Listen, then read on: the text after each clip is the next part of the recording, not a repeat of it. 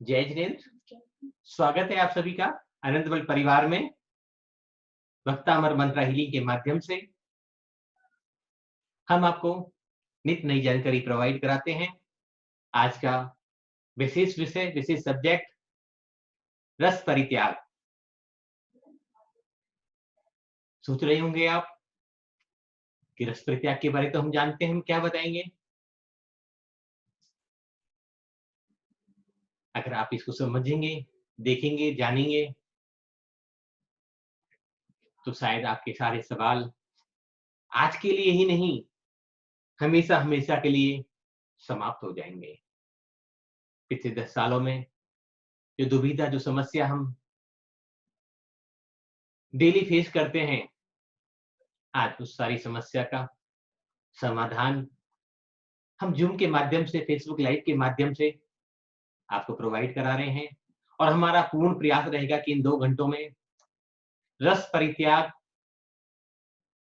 आध्यात्मिक, मानसिक, शारीरिक लेवल पर कैसे काम करता है, तीनों के बारे में पूरी बातें करेंगे। तो उससे पहले करते हैं प्रार्थना, मंगलाष्टक। सर्वप्रथम ओम का उच्चारण।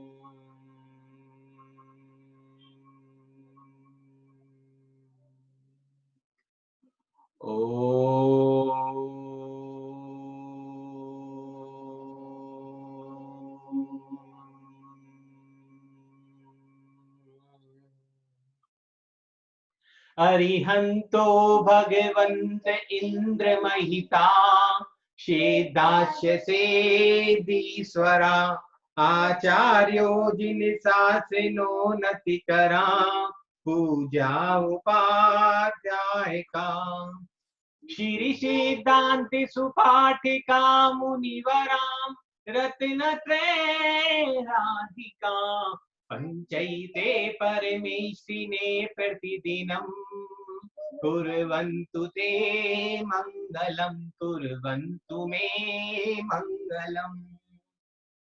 श्रीमन्नमृषुरासुरेन्द्र मुकुटा परघोतरत्ना प्रभा भाषत पादनाखेन्दवा प्रवचना बूंदी दवातारिना ये सर्वे जिन सिद्ध सूरनुगास्तते पाठिका साधिवा तुत्या योगी जनेश पंच गुरुवा कुर्वन्तु ते मंगलम, कुर्वन्तु मे मंगलम। सम्यक दर्शन बोध व्रत ममलम रत्नत्रं पावनम मुक्ति श्रीनगराधिनाथ जिनपत युक्तोपवर्ग प्रदाधरमि शुक्ति सुधा चैत्यमखिलम चैत्यालयं त्रयालयं प्रोक्तं चतुर्विधं चतुर्विधममि कुर्वन्तु ते मंगलम, कुर्वन्तु मे मंगलम। नाभेयादिजिनाध्यापाश्चर्भुवन्ख्याताश्चतुर्विंशति श्रीमन्तो भरतेश्वरः प्रभृतयो ये चक्रिणो दादिशां ये विष्णु प्रतिविष्णु लांगरधरां सप्तोतरां विंशति त्रैकाले प्रतिताष्टिष्ट पुरुषा कुर्वन्तु ते मंगलम, कुर्वन्तु मे मंगलम। ये सर्वौषधिरिदयै सुतपसो वैर्दिं गतां पञ्चये ये चाष्टांग महानिमित्त कुशला ये अष्टवेदाचारिणा पंचे ज्ञानधराश्रनो बलिनो ये बुद्धिरेधीश्वरा सप्त तैते सकलार्चिता मुनिवरां कुर्वन्तु ते मंगलम कुर्वन्तु मे कैलासे ऋषिवश्य निविरत मही वीरस्य पावापुरे चंपायां वशुपूज्य सज जिनपते शम्मेद शैलारितं देशानामपि चोर्जन्त शिखरे नेमीश्वरायतो निर्वावने प्रसीद विविवा कुर्वन्तु ते मंगलम कुर्वन्तु मे मंगलम ज्योतिरवंतर भावनामर गरे मेरो कुलार्दो तथा जम्बूशाली माली चैत्र सातिषु तथा वर्षारिरोप्यादिषु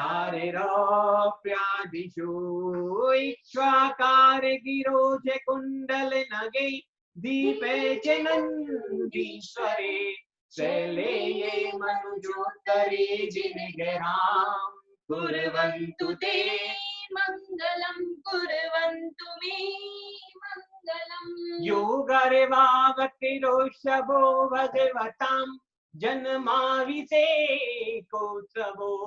यो जातः परिनिष्क्रमेण विवयो यः केवल्य ज्ञानवता यह केवल्य पूर परवेश महिमा संपादितं स्वर्गवी कल्याणी च तानि पंच सततम् कुर्वन्तु ते मंगलम कुर्वन्तु मे मंगलम् इत्थं सिरिजिन मंगलाष्टकमिदं सौभाग्य संपत्प्रदं कल्याणीषु महोत्सवेषु सुधिया शङ्करानामुषं ये सर्वन्ति पठन्ति ते सुदिने धर्मार्थकामान्विता लक्ष्मीराजये व्यापारहिता निर्वाण लक्ष्मीरपि निर्वाण लक्ष्मीरपि प्रथम तीर्थंकर देवादि परमात्मा आदि ब्रह्म आदि परम भगवान ऋषभदेव प्रभु की जय हो जय हो जय हो जय। भक्ति मार्ग के प्रतिपादन भक्ति मार्ग के श्रेष्ठ ज्येष्ठ आचार्य मुनि पुंगव श्रीमान तुम मुनि महाराज की जय। स्तोत्रों में शिरोमणि भक्तामर स्तोत्र की जय। प्रारंभ करते हैं आज की क्लास। उससे पहले अनंत जी 2 श्लोक सुनाएंगे। 3 श्लोक सुनाओ एक एक बार।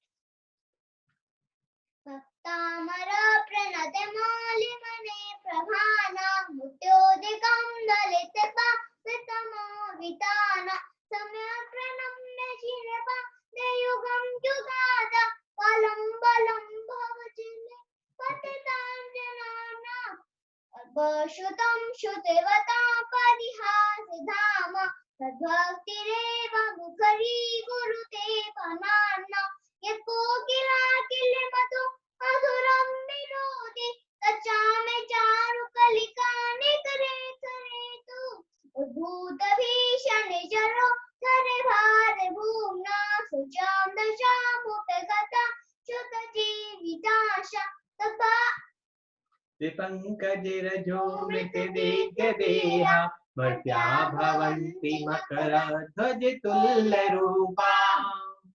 बोला आदिनाथ भगवान की जय जय करो सभी को जोर से बोलते हैं जय जय। भगवान महावीर की साधना बाहर दुर्गम तपों के माध्यम से पूर्ण हुई। पहला तप अनशन, दूसरा तप उन्नोदर, तीसरा तप वृत्ति परिसंख्यान और चौथा तप था रस परित्याग।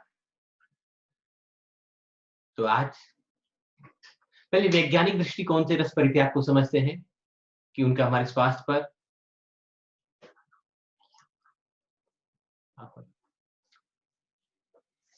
हमारी दिमाग पर, हमारी दिनचर्या पर क्या प्रभाव पड़ता है। फिर समझेंगे महावीर की वो विशाल दृष्टिकोण रस परित्याग के बारे में, क्या उनके विचार रहे होंगे, क्यों उन्होंने इस तप को जरूरी तप में शामिल किया।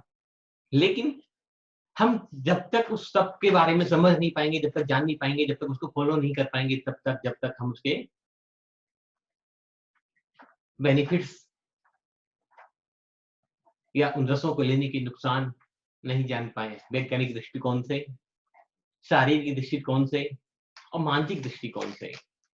जब ये तीनों बात समझ में आ जाएंगी हम सभी को, तो आध्यात्मिक दृष्टिकोण से महावीर के चौथे और बाह्य तप रस परित्याग को समझना बहुत आसान हो जाएगा। कहने को तो 6 रसों का त्याग करना है, दूध, दही, घी, तेल, नमक और मीठा, सभी कर लेते हैं, हम तो जानते हैं इसके बारे में।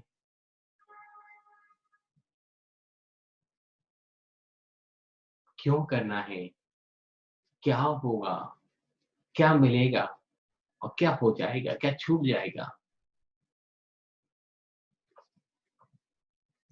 भक्तामर चौथ की साधना में हम सबसे ज्यादा जोर रस परित्याग पर देते हैं कि नमक का त्याग करें, मीठे का त्याग करें या किसी 1 या 2 रस का त्याग करें। तो बार बार सवाल ये कि नमक त्याग करने से क्या होगा, नमक त्याग करने से क्या होगा, मैं तो नहीं छोड़ सकती, मैं काला खा लूं, मैं सफेद खा लूं, मैं सेंधा खा लूं, मैं लाहौरी खा लूं। लोगों के डिफरेंट सवाल आते रहते हैं। कोशिश करते हैं इनको पूरा समझाने की, पर क्योंकि दिन में अगर 100 कॉल्स आती हैं तो 20 कॉल्स का एक ही जवाब होता है कि रस परित्याग करने से क्या होगा। अब 20 को 5-5 मिनट बताओगे तो बहुत समय होता है, हम सबको नहीं बता सकते। इसलिए इस बार हमारी लॉकडाउन 3 में इच्छा थी कि नहीं, पूरे सब्जेक्ट को कंप्लीटली बताया जाए और जिसको जिस बात पे डाउट हो वो लिंक पे जाए, क्लिक करे और पूरी इंफॉर्मेशन ले ले। उसके बाद डाउट हो तो हम बैठे, लेकिन उससे पहले लिंक पे जाके उसको सुने। आप सभी जो लोग पिछले 10 दिनों से जूम के माध्यम से हमसे जुड़े हुए हैं, यूट्यूब के माध्यम से जुड़े हुए हैं, आज ये हमारा पूरा प्रोग्राम भक्तामर मंत्रा हीलिंग फेसबुक पर भी लाइव भी आ रहा है, आप वहां भी देख सकते हैं। तो सबसे एक आग्रह कि अगर आप वास्तव में हीलर बनना चाहते हैं, अपना, अपने परिवार का, समाज का कल्याण करना चाहते हैं, तो कल से या लास्ट परसों से हम भक्तामर स्तोत्र के ऊपर पूरे कार्यशाला प्रारंभ करेंगे। लेकिन जो अभी तक देखा है, इसका एक रिवीजन कर लें, एक बार पुनः देखें, जब भी आपको समय मिले देखें जरूर। अगर ये नहीं देखा तो शायद भक्तामर सीखना अधूरा ही रह जाएगा हमारा। तो आओ बिना समय गवाए समझते हैं आध्यात्मिक रीजन, बाद में समझेंगे, पहले समझते हैं वैज्ञानिक रीजन रस परित्याग के। डॉक्टर प्रिया जी आपको पूरा डिटेल से जानकारी देंगी। ओके, मैंने अपने YouTube चैनल का जो नेम है वो भी टाइप कर दिया है बॉक्स में, तो आप जो भी प्रीवियस वीडियोस हैं वहां पर जाकर सब लोग देख सकते हैं। Screen share. तो आज हम बात कर रहे हैं रसों के बारे में। रस त्याग क्यों है इतना इंपॉर्टेंट, साइंटिफिकली उसके बारे में हम जानेंगे आज।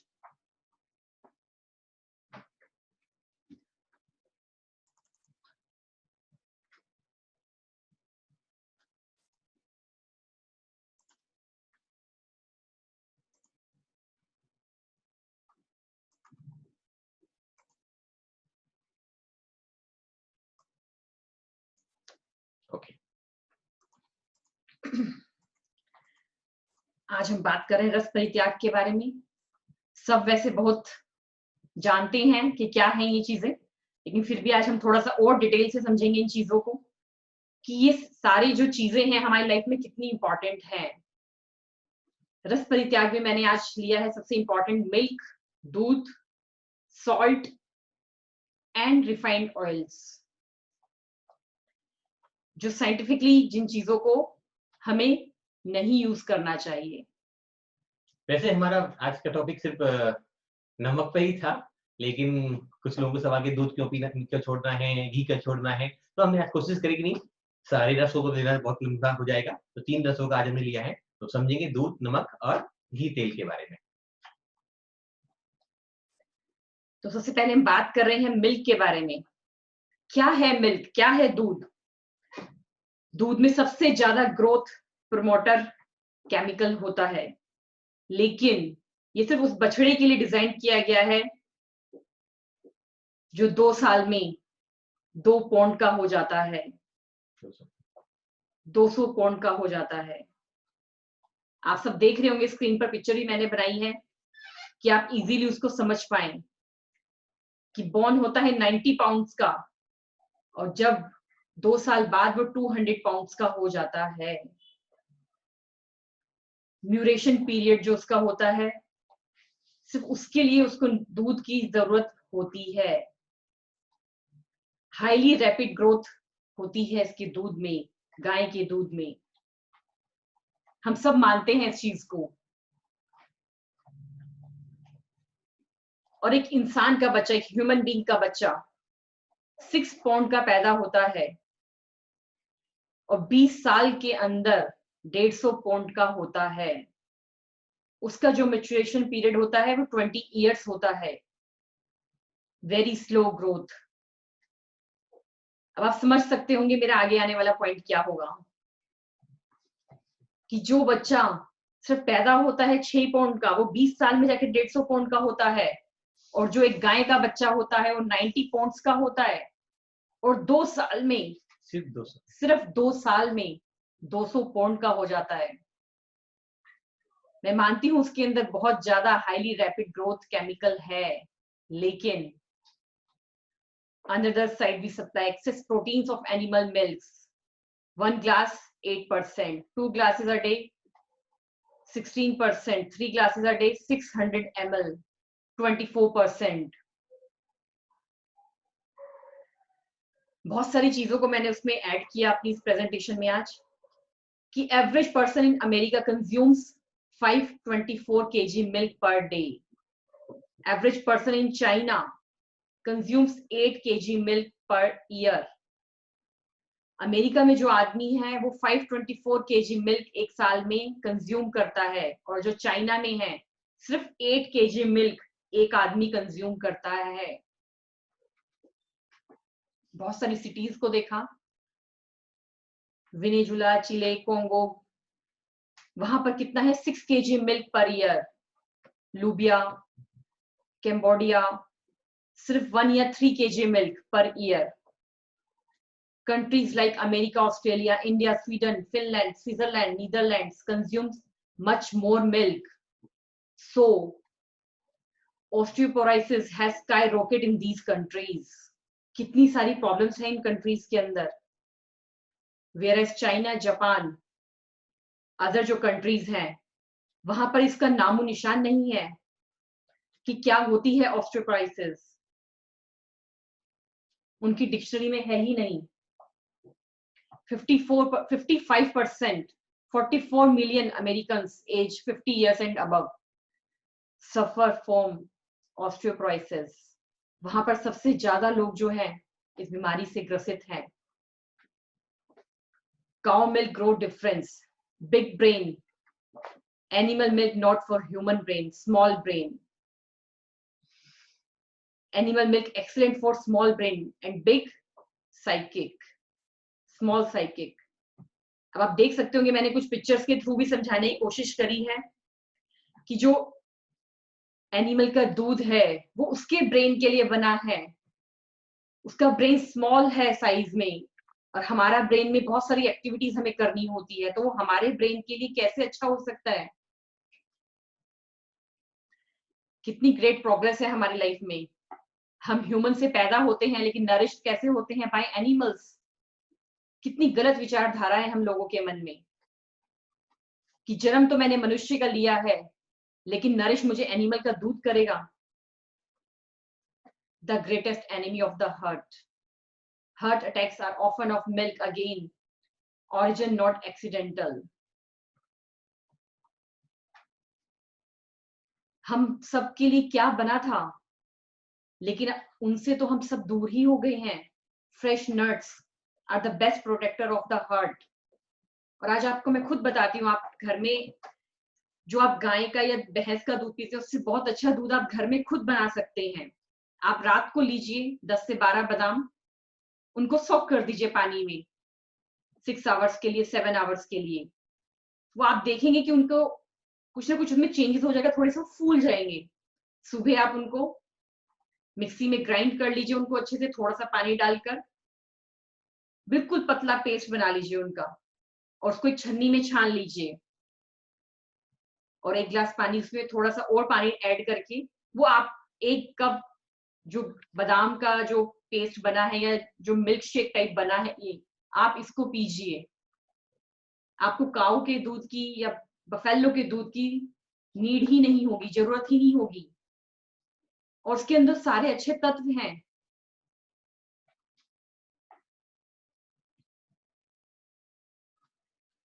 काऊ क्या खाती है? Grass. Growing calf needs no milk and milk substitutes. जब वो ग्रो करने लगती है, उसके मुंह में दांत आ जाते हैं, तो आपने देखा होगा कि काऊ क्या खाती है. सभी ने देखा होगा जो ये प्रोग्राम देख रहे हैं. वो घास खाती है, उसको घुमाती रहती है, चरती रहती है अपने मुंह के अंदर, च्युइंग करती रहती है. Why do human needs milk and milk substitutes? कई बार आपके माइंड में क्वेश्चन नहीं आता ये, तो हमें ही क्यों जरूरत पड़ गई? Forget milk after weaning period. जब आप बड़े हो गए हैं, आपके मुंह में दांत आ गए हैं, तो आपको दूध की जरूरत ही नहीं है. No creatures use milk after weaning period, but stupid man shuckless milk for whole life. एक ह्यूमन लाइफ ही है जो इंसान 60 साल का भी हो जाता है तो भी रात को दूध पी के सोता है. तो दूध की जरूरत ही नहीं है. I don't know why they are after my mother when not I am. All the creatures make fun and laugh. Why human are after milk?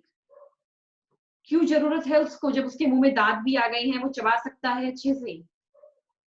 इतने अच्छे केमिकल्स, इतने अच्छी चीजें हमारे पास हैं, फ्रूट्स हैं, नट्स हैं. कल एक लेडी ने भी क्वेश्चन किया था यहीं पर ही, आपने सुना होगा उनका क्वेश्चन, कि हमारे तो घर में ही भैंस है, गाय है, तो क्या हमें दूध पी सकते हैं उनका? तो देख रही होंगी तो समझ जाएंगी कि वो दूध सिर्फ उनके बच्चे के लिए बना है. गाय का दूध गाय के बच्चे के लिए है, भैंस का दूध भैंस के बच्चे के लिए बना है.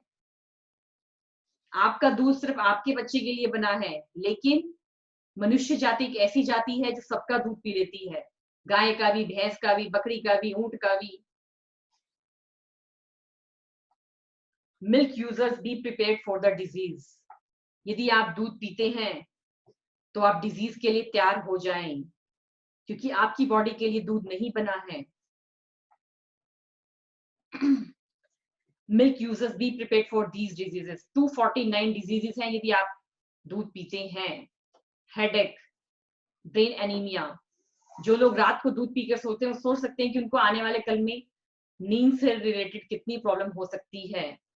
रात को सोने के लिए भी उनको स्लीपिंग पिल्स लेनी पड़ रही हैं. क्यों? क्योंकि जो उन्होंने अपनी बॉडी के अंदर डाला है 15 साल तक, 16 साल तक, वो एक दिन तो इफेक्ट दिखाएगा. इतना हैवी प्रोटीन, इतना हैवी केमिकल्स आप अपनी बॉडी के अंदर डाल रहे हैं, बॉडी एक दिन तो इफेक्ट दिखाएगी आपको. जब तक उसके अंदर ताकत है, हमारा इम्यून सिस्टम, मैंने आपको पहले ही बताया था, इतना पावरफुल है. 100 ईयर्स तक हम सुख शांति के साथ जी सकते हैं. लेकिन हम जो चीज उसमें डालते रहते हैं, डालते रहते हैं, डालते रहते हैं. अब आपके पास एक मर्सिडीज है, बहुत सुंदर सी है, बहुत फर्स्ट क्लास आपने मॉडल निकलवाया है.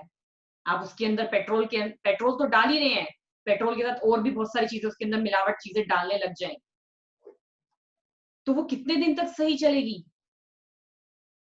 आप उसका ध्यान भी रख रहे हैं, आप शोरूम में सर्विस भी कराने जा रहे हैं, एवरी मंथ उसकी केयर कर रहे हैं, जो कर सकते हैं अपने लेवल से आप. लेकिन वो भी 6 मंथ 7 मंथ्स के बाद बोलेगी आपको, उसका इंजन भी जवाब दे जाएगा कि सिर्फ मेरे अंदर पेट्रोल डालो या डीजल डालो, जो और आप चीजें डाल रहे हो वो मेरे लिए नहीं बनी है. लेकिन ह्यूमन बीइंग सब चीजों को डालता चला जाता है. किडनी स्टोन्स, बहुत सारी प्रॉब्लम्स हैं जो आपको दूध पीने से हो सकती है आने वाले कल में. Cough, tonsils, asthma, eczema, high BP, heart attack, liver की stones, frozen shoulder, thyroid, spondylitis, ear में प्रॉब्लम्स, जिन लोगों को ईयर से सुनाई नहीं देता है वहां पर भी सबसे बड़ा कारण दूध भी है, लेकिन डॉक्टर्स आपको नहीं बताते हैं। लेकिन आपको समझना होगा। आप खुद सोच सकते हैं कि आज के टाइम में लॉकडाउन चल रहा है, तो इतना पहले जो स्वीट्स बनती थी वो सारा दूध कहाँ जा रहा है? एनिमल तो उतना ही दूध दे रहा होगा ना। जब ये सारी स्वीट्स की शॉप बंद पड़ी हैं, कोई इन्हें कंज्यूम नहीं कर रहा है, और कितनी चीजों में दूध काम आता था, तो क्या हो रहा है दूध का? तो प्रेजेंटली जो हम लोग दूध पीते हैं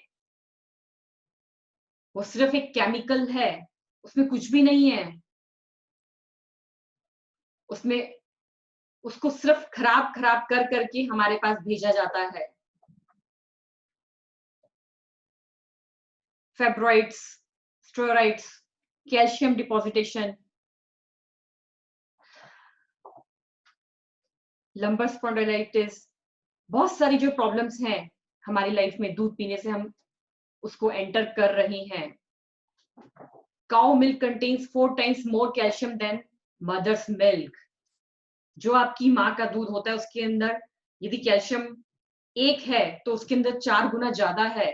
if calcium requirements really were for fall higher, prehistoric infants would never have been able to grow up. If we really need cow's milk, man could not have existed. Because we have already been on this planet for 3.5 millions of years, and we have only consumed milk for a maximum of 10,000 years. This means that we did not drink a single drop of milk from other animals in more than 99% of human existence. हमारी जो life है वो 3.5 millions of year से चलती आ रही है इस पृथ्वी के ऊपर, लेकिन सिर्फ 10,000 सालों से ही जो इंसान है, जो ह्यूमन बीइंग है, जानवरों का दूध पीने लगा है। उससे पहले की दुनिया नहीं चल रही थी। हमें जरूरत ही नहीं है सिंगल ड्रॉप ऑफ मिल्क की, और वो भी एनिमल्स के दूध की। हम ज्यादा स्मार्ट हैं या nature? Are we smarter than nature? In our entire development from ape to modern human being, we never drank or needed animals' milk. 1.6 million years ago, there were already humans, well over 6 feet tall, with apparently strong bones. आप सबने देखा होगा कि पहले के जो लोग होते थे 6 फीट लंबे होते थे, 6 फीट के होते थे, और इससे भी ज्यादा होते थे। तो क्या उनकी बोन्स वीक नहीं होती थी? क्योंकि बहुत से लोग कमेंट बॉक्स में यही लिखेंगे कि बोन्स वीक हो जाएंगी यदि हम दूध नहीं पिएंगे। तो जिस चीज को आपके माइंड ने एक्सेप्ट कर लिया वो चीजें होने लग जाएंगी। Babies food of all humans babies needs the most calcium because their bones are still weak and need to be calcified much more, and mother's milk does of course contains all the calcium babies needs in their first 2 years. Babies fed on mother's milk are perfectly able to increase bone mineral density. जितनी हमारी body में calcium की need होती है जब बच्चा पैदा होता है उसके 2 साल तक, वो कैल्शियम उसको उसकी माँ के दूध से मिल सकता है। आपने देखा होगा जब माँ को दूध नहीं आ रहा होता तो डॉक्टर क्या कहते हैं कि भैंस का, गाय का दूध ले लो, लेकिन उसको पतला कर लेना, उसमें पानी डाल लेना। क्यों? जब वो दूध इतना अच्छा है तो पानी क्यों मिलाना उसमें? क्यों उसे पतला करना जब उसके अंदर इतने सारा कैल्शियम है, इतने सारे मिनरल्स हैं? क्योंकि वो हमारी बॉडी के लिए नहीं बना है। और आप खुद देखते होंगे जब बच्चा वॉमिट करता है, छोटा बच्चा, आपने दूध पिलाया उसको वॉमिट करता है तो कैसी फटी फटी सी आती है। आप सबने देखा होगा अपने घर में जब छोटे बच्चे होते हैं। हमारी बॉडी के अंदर जाते ही दूध फट जाता है, हमारी अंतड़ियां उसको एक्सेप्ट नहीं कर पाती हैं।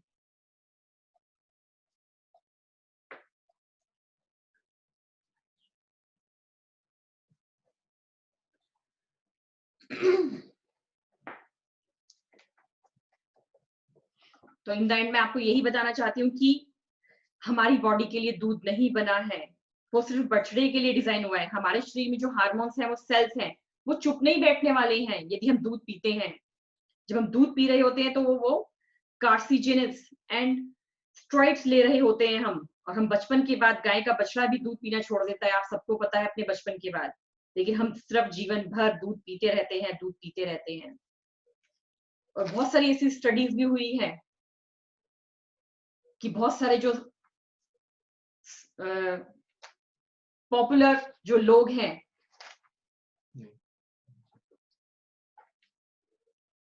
उनको भी, वो भी आप देखेंगे, उनसे पूछेंगे तो वो भी आपको बता सकते हैं कि दूध milk is a silent killer.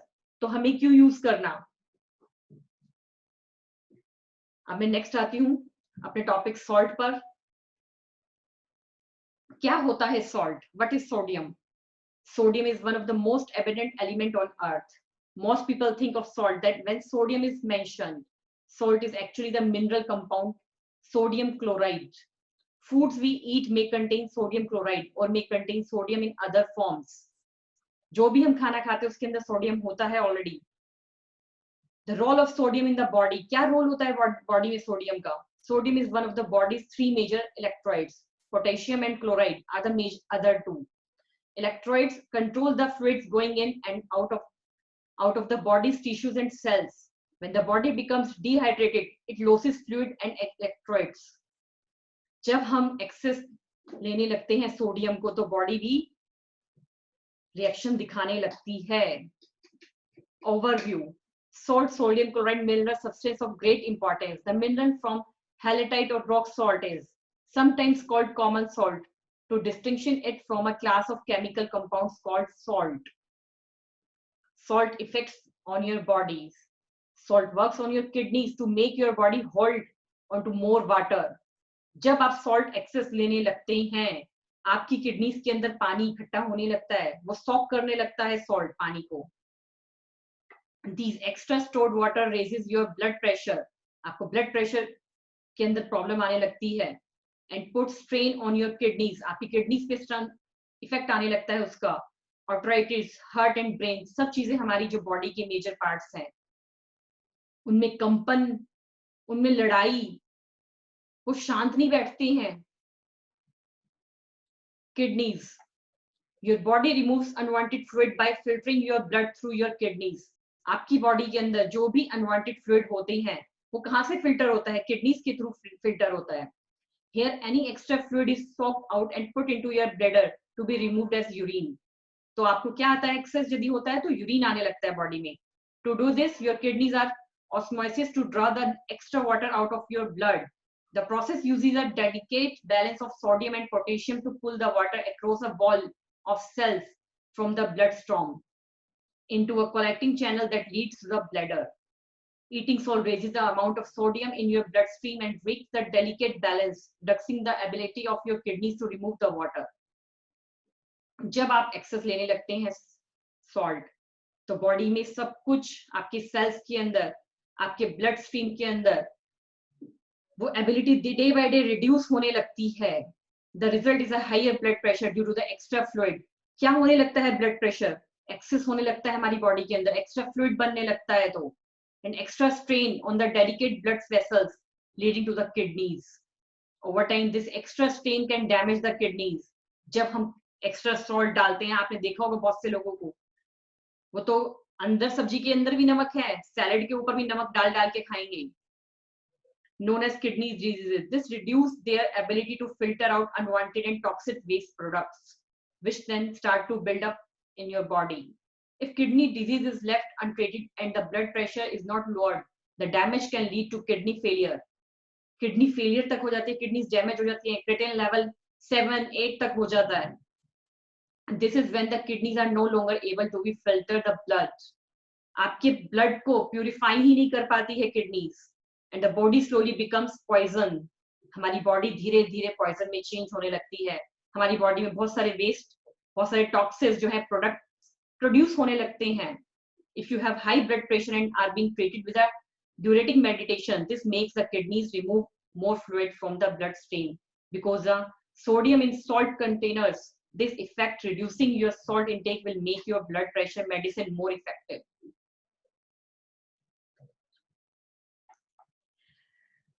Arteries.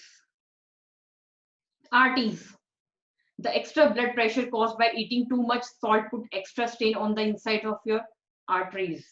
जब आप एक्स्ट्रा जो नमक खाने लगते हैं, सॉल्ट लेने लगते हैं, तो जो ब्लड प्रेशर होता है आपका बहुत ज्यादा उसमें अप एंड डाउन आने लगता है, स्ट्रेन आने लगता है आपकी आर्टरीज में.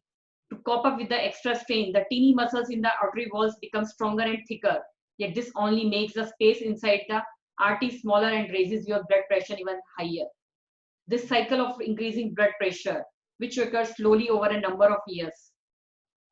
जब आप धीरे धीरे डालने लगते हैं, उसको टाइम लगता है. ये नहीं कि आपने आज से डालना शुरू किया है उसका वो इफेक्ट है. धीरे धीरे जब बॉडी वीक होती चली आती है, वो तो रिजल्ट है. Can ultimately lead to the arteries bursting or becoming so narrow that they can clog up entirely. When this happens, the organs of the body that were receiving the blood from the arteries become stripped of the oxygen and nutrition they need. This can result in the organs being damaged and can be fatal. धीरे धीरे हमारे जो सारे organs होते हैं वो damage होने लगते हैं. Brain. The raised blood pressure caused by eating too much salt may damage the arteries leading to the brain. At first, it may cause a slight reduction in the amount of blood reaching the brain. आपके brain के अंदर अच्छे से जो हमारे blood circulate ही नहीं हो पाता है जब हम एक्सेस सॉल्ट खाने लगते हैं. This may lead to dementia. With this condition, the cells in the brain don't work as well they should because they are not receiving enough oxygen and nutrition. आपकी बॉडी में oxygen और nutrition ही नहीं जाता है. However, lowering blood pressure may help to alleviate some of the problems and reduce the risk of greater damage. If you continue to eat too much salt, then over time the damage caused by the extra blood pressure may become so severe that the arteries burst or become completely clogged. If this happens, then the part of the brain that was receiving the blood no longer gets the oxygen and nutrition it needs and dies. The result is a stroke where you lose the ability to do things that part of the brain used to control. फिर क्या आने लगता है? Stroke आने लगता है हमारे mind में. कहीं ना कहीं ब्लॉकेजेस होने लगती हैं क्योंकि जब प्रॉपर्ली ऑक्सीजन नहीं मिलेगा मेरे ब्रेन को तो क्या होगा? The best way to prevent a stroke is to stop the arteries becoming damaged, and one of the best ways of doing this, keep your blood pressure down by eating less salt. आपको less salt जब आप कर देंगे तो blood pressure भी हमारा ठीक रहने लगेगा. मैंने ये सिर्फ 4 पार्ट लिए हैं हमारी बॉडी के जो मेजर पार्ट हैं जिनके ऊपर सॉल्ट का इफेक्ट होता है. Heart. The raised blood pressure caused by eating too much salt may damage the arteries leading to the heart. At first, it may cause a slight reduction in the amount of blood reaching the heart. This may lead to angina. With this condition, the cells in the heart don't work as well they should because they are not receiving enough oxygen and nutrition. हमारी body के heart को भी, हमारा जो main chamber है हमारी body का heart, उसको भी ऑक्सीजन और न्यूट्रिशन नहीं जाता है. However, lowering blood pressure may help to alleviate some of the problems and reduce the risk of greater damage. If you continue to eat too much salt, then over time, the damage caused by the extra blood pressure may become so severe that the arteries burst and become completely clogged. The best way to prevent the heart attack is to stop the arteries becoming damaged. So, that is the result. Less salt. Sodium at the renal diet. Controlling sodium intake will help avoid clumping and blood pressure drops during dialysis. जिनको भी dialysis, जिनकी भी kidneys के अंदर problem चल रही है, कम से कम उन लोगों को तो मैं यही रिकमेंड करती हूँ कि आप कम से कम नमक खाएं या अवॉइड कर सकते हो तो बहुत ही अच्छी बात है. क्यों? क्योंकि जो आप फ्रूट्स खाते हैं उसके अंदर नमक होता है, जो आप पानी पीते हैं उसके अंदर नमक होता है. तो जो हम एक्स्ट्रा नमक डाल रहे हैं वो तो एक्स्ट्रा ही है. How much sodium is enough? The recommended intake of sodium for most healthy people is 2,300 milligrams or less each day. FDA recommended intake. This is almost the amount of sodium in 1 teaspoon of salt. सिर्फ यदि हम पूरे दिन में 1 चम्मच 1 teaspoon छोटी चम्मच लेते हैं उतना ही काफी है। How much sodium is enough? Women who consume excess sodium may be at higher risk for developing osteoporosis. Some evidence suggests that for each teaspoon of salt consumed, considerable calcium is excreted in the urine. जितना भी हम calcium यदि 1 teaspoon लेते हैं हमारी body इसको accept करती है। How does sodium affect people when with kidney disease? Having kidney disease means your kidneys cannot get rid of excess sodium and fluid from your body. मैं बार बार आपको इसलिए बता रही हूँ कि बहुत से जो लोग जिनके आसपास इस तरह के लोग हों जिनको किडनीज की इश्यू हो, किडनीज वर्क नहीं कर रही है, डायलिसिस चल रहा है या डॉक्टर ने रिकमेंड किया है कि आपको चेंज करनी चाहिए, आपकी किडनीज में पावर नहीं है, तो आप उनको गाइड करें कि वो आज से कम कोशिश करें नमक लेने की, कुछ तो उनको बेनिफिट होगा। As sodium and fluid built up in your tissues and bloodstream, your blood pressure increases and you feel uncomfortable. How does sodium affect people with kidney disease? Particularly damaging is sodium linked to high blood pressure. High blood pressure can cause more damage to unhealthy kidneys. This damage further reduces kidney function, resulting in even more fluid and waste build up in the body. Other sodium-related complications include the following: edema, heart failure, shortness of brain. Sodium and the renal diet. Controlling blood pressure is important in managing kidney disease. Restriction is recommended if blood pressure is high or if you are retaining fluid. Low sodium diets range from 1000 to 2000 mg based on individual requirements. If you have other medical conditions such as heart or liver disease, you may need to restrict sodium more. If you are at a stage 5 CKD, also known as ESRD, and require dialysis, you will be asked to follow low sodium diet. The diet will help with BP control. It will also help you control thirsty and fluid intake. ये भी कुछ इस तरह की जो मैंने shape दिखाई, ये भी एक नमक का ही रूप होता है, क्रिस्टल बोलते हैं इसको। Finally, Americans eat on average about 3,400 mg of sodium per day. However, the dietary guidance for Americans recommended limited sodium intake to less than 2,300 mg per day. That's equal to about 1 teaspoon of salt. Sodium is often ingested in large quantities, can lead to a range of cardiovascular problems, including hypertension. The World Health Organization, WHO, say that a person should not consume more than 2 grams of sodium per day, which is about 5 grams of salt per day. If you have any question, please comment in the box. तो salt हमें कम से कम लेना चाहिए scientifically भी। अभी आपको प्रदीप जी बताएंगे जैन धर्म के अकॉर्डिंग टू जैनिज्म हमें क्यों रस परित्याग करने चाहिए, लेकिन जो चीजें साइंटिफिकली प्रूवन है उन चीजों को तो हमें अपनी लाइफ में कम यूज करना चाहिए। रिफाइंड ऑयल्स, घी तेल दो।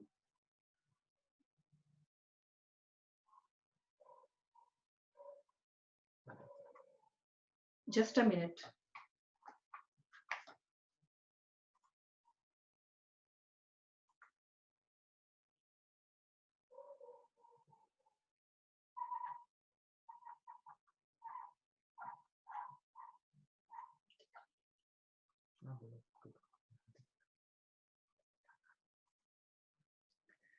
Refined oils are bad for you. हम सब जानते हैं वैसे कि रिफाइंड ऑयल्स जो है हमारी बॉडी के लिए नहीं है, लेकिन फिर भी हम इसको यूज करते हैं क्योंकि हमारे पास कोई और चीजें नजर नहीं आती हमें तलने के लिए। यदि आप देखते हैं जो आप नट्स खाते हैं तो आपको किसी और फैट की जरूरत ही नहीं होती हमारी बॉडी में, और यदि आपको तेल ही खाना ही है तो यही कहूंगी कि उसे फ्राई तो मत कीजिए कम से कम। Refined oils are bad for you. Refined oils, also called vegetable oils like soybean, sunflower, rice bran, canola, sunflower, बहुत सारे ऐसे मार्केट में आपको नेम मिलेंगे। मैंने ये कुछ लिमिटेड नाम जो मुझे समझ में है मैंने वो लिए हैं। essential part of our kitchen. They are commonly used for frying and cooking. We daily come across various advertisements regarding different types of refined oils available and their benefits, but the reality is something else. Earlier, it was told that desi ghee and butter are bad for our health and refined oils are much better. But now, studies have shown that refined oils are also really bad for us. What are refined oils? The natural oils from plants and vegetables are processed by a mechanical and chemical methods. जो हमारे plants हैं, vegetables हैं, उनको process कर दिया जाता है chemical डालकर, उनको मशीन्स के अंदर डालकर, in such way so that they become edible, odorless, lighter and have a longer shelf life. In these processing of making them refined, these oils undergo bleaching, steam, hydrogenations, etc., which not only decreases their nutrition power value but also make them harmful. जब उनको machinery के अंदर process किया जाता है, जो उनके अंदर सामान डाला जाता है कि ये 2 साल तक, 3 साल तक, 36 मंथ तक बिल्कुल ठीक रहें. आप देखते होंगे जो ऑयल्स होते हैं उसकी बॉटल्स के ऊपर लिखा होता है कि आप इसको इतने टाइम तक यूज कर सकते हैं.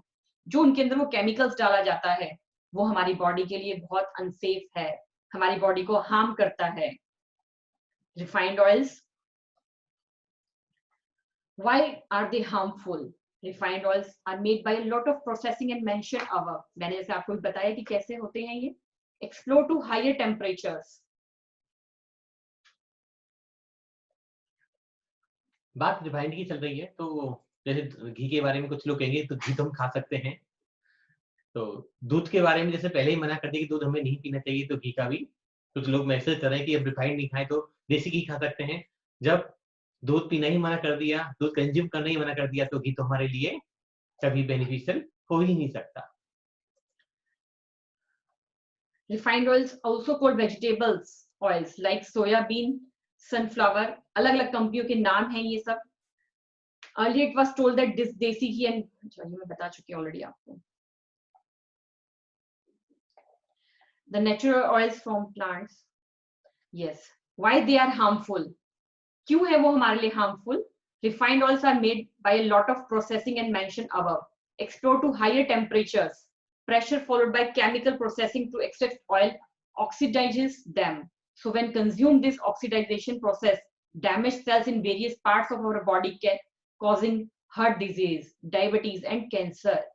Also, a process known as a hydrogenation damages the fatty acids in these oils and make trans fats.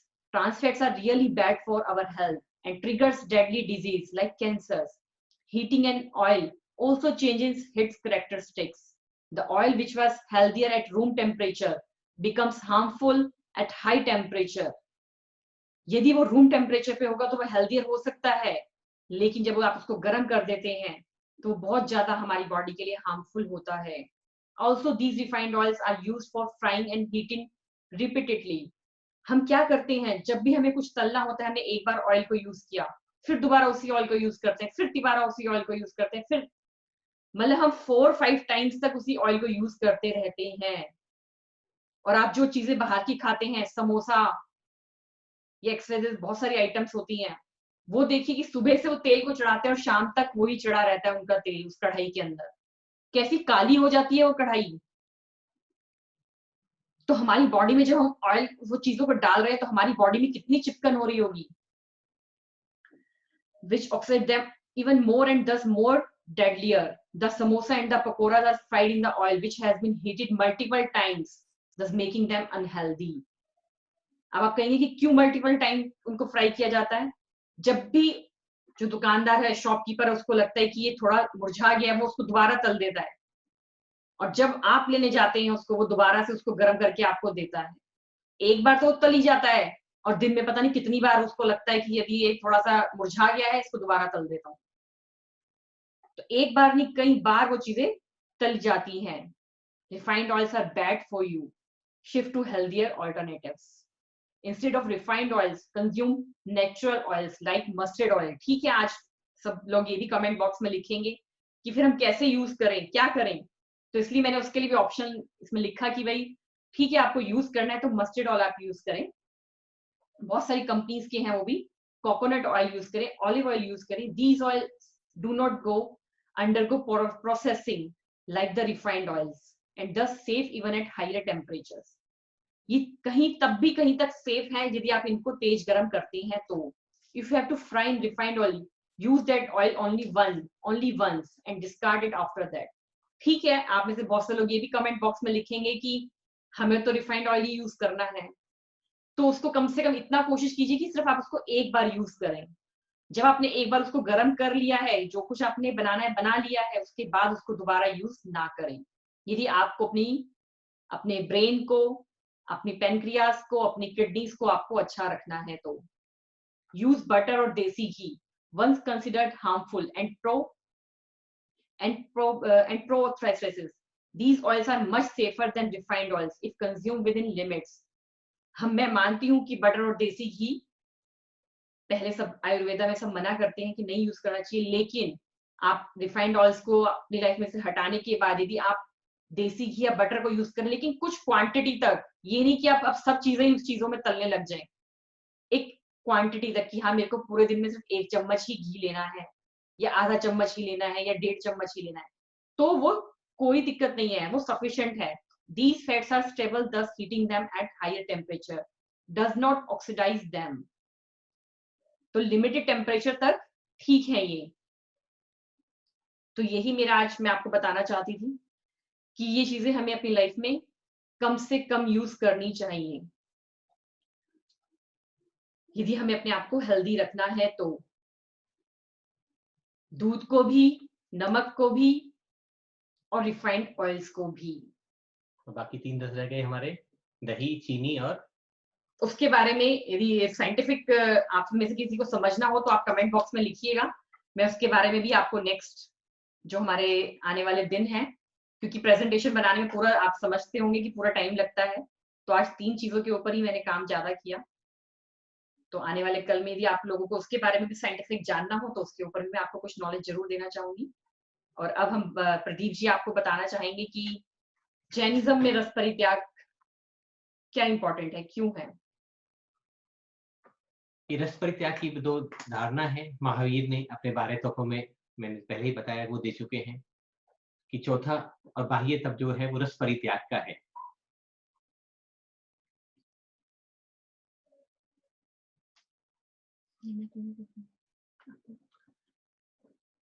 तो कई बार जब पढ़ते हैं, समझते हैं साइंस को, हम सभी लोग क्या कहते हैं, अरे नहीं हमारा जैन धर्म तो बहुत साइंटिफिकली है. हाँ तो बिल्कुल भगवान ने आज से 2500 साल पहले ऐसे कह दिया था, ऐसे कह दिया था, ऐसे कह दिया था.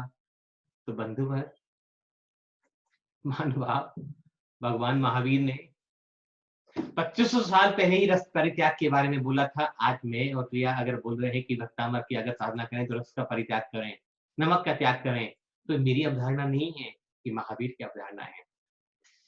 आज बहुत सारे व्हाट्सएप, फेसबुक पर, सोशल मीडिया के माध्यम से देखते हैं हम कि लोग कह रहे हैं कि महावीर ने तो मुंह पर पट्टी लगाना 2500 साल पहले कह दिया, पानी छान के पीना 2500 साल पहले कह दिया. तो रस परित्याग भी महावीर ने आज से 2500 वर्ष पूर्व भी कह दिया था. महावीर के 12 तत्वों के बारे में पढ़ेंगे, जानेंगे, समझेंगे. तो चौथा जो तप है वो रस परित्याग. तो ये चीजें हमारे लिए हेल्दी नहीं होती, हमारे शरीर को इनकी जरूरत नहीं है, इनकी रिक्वायरमेंट नहीं है. तभी धर्म को विज्ञान से जोड़कर एक सरल भाषा में रस परित्याग की अवधारणा शायद महावीर ने विकसित की होगी. जैसे कि आज पूरी दुनिया जानने लग गई कि रात्रि भोजन क्यों नहीं करना चाहिए, आलू प्याज क्यों नहीं खाना चाहिए, मांस मदिरा क्यों नहीं सेवन करना चाहिए.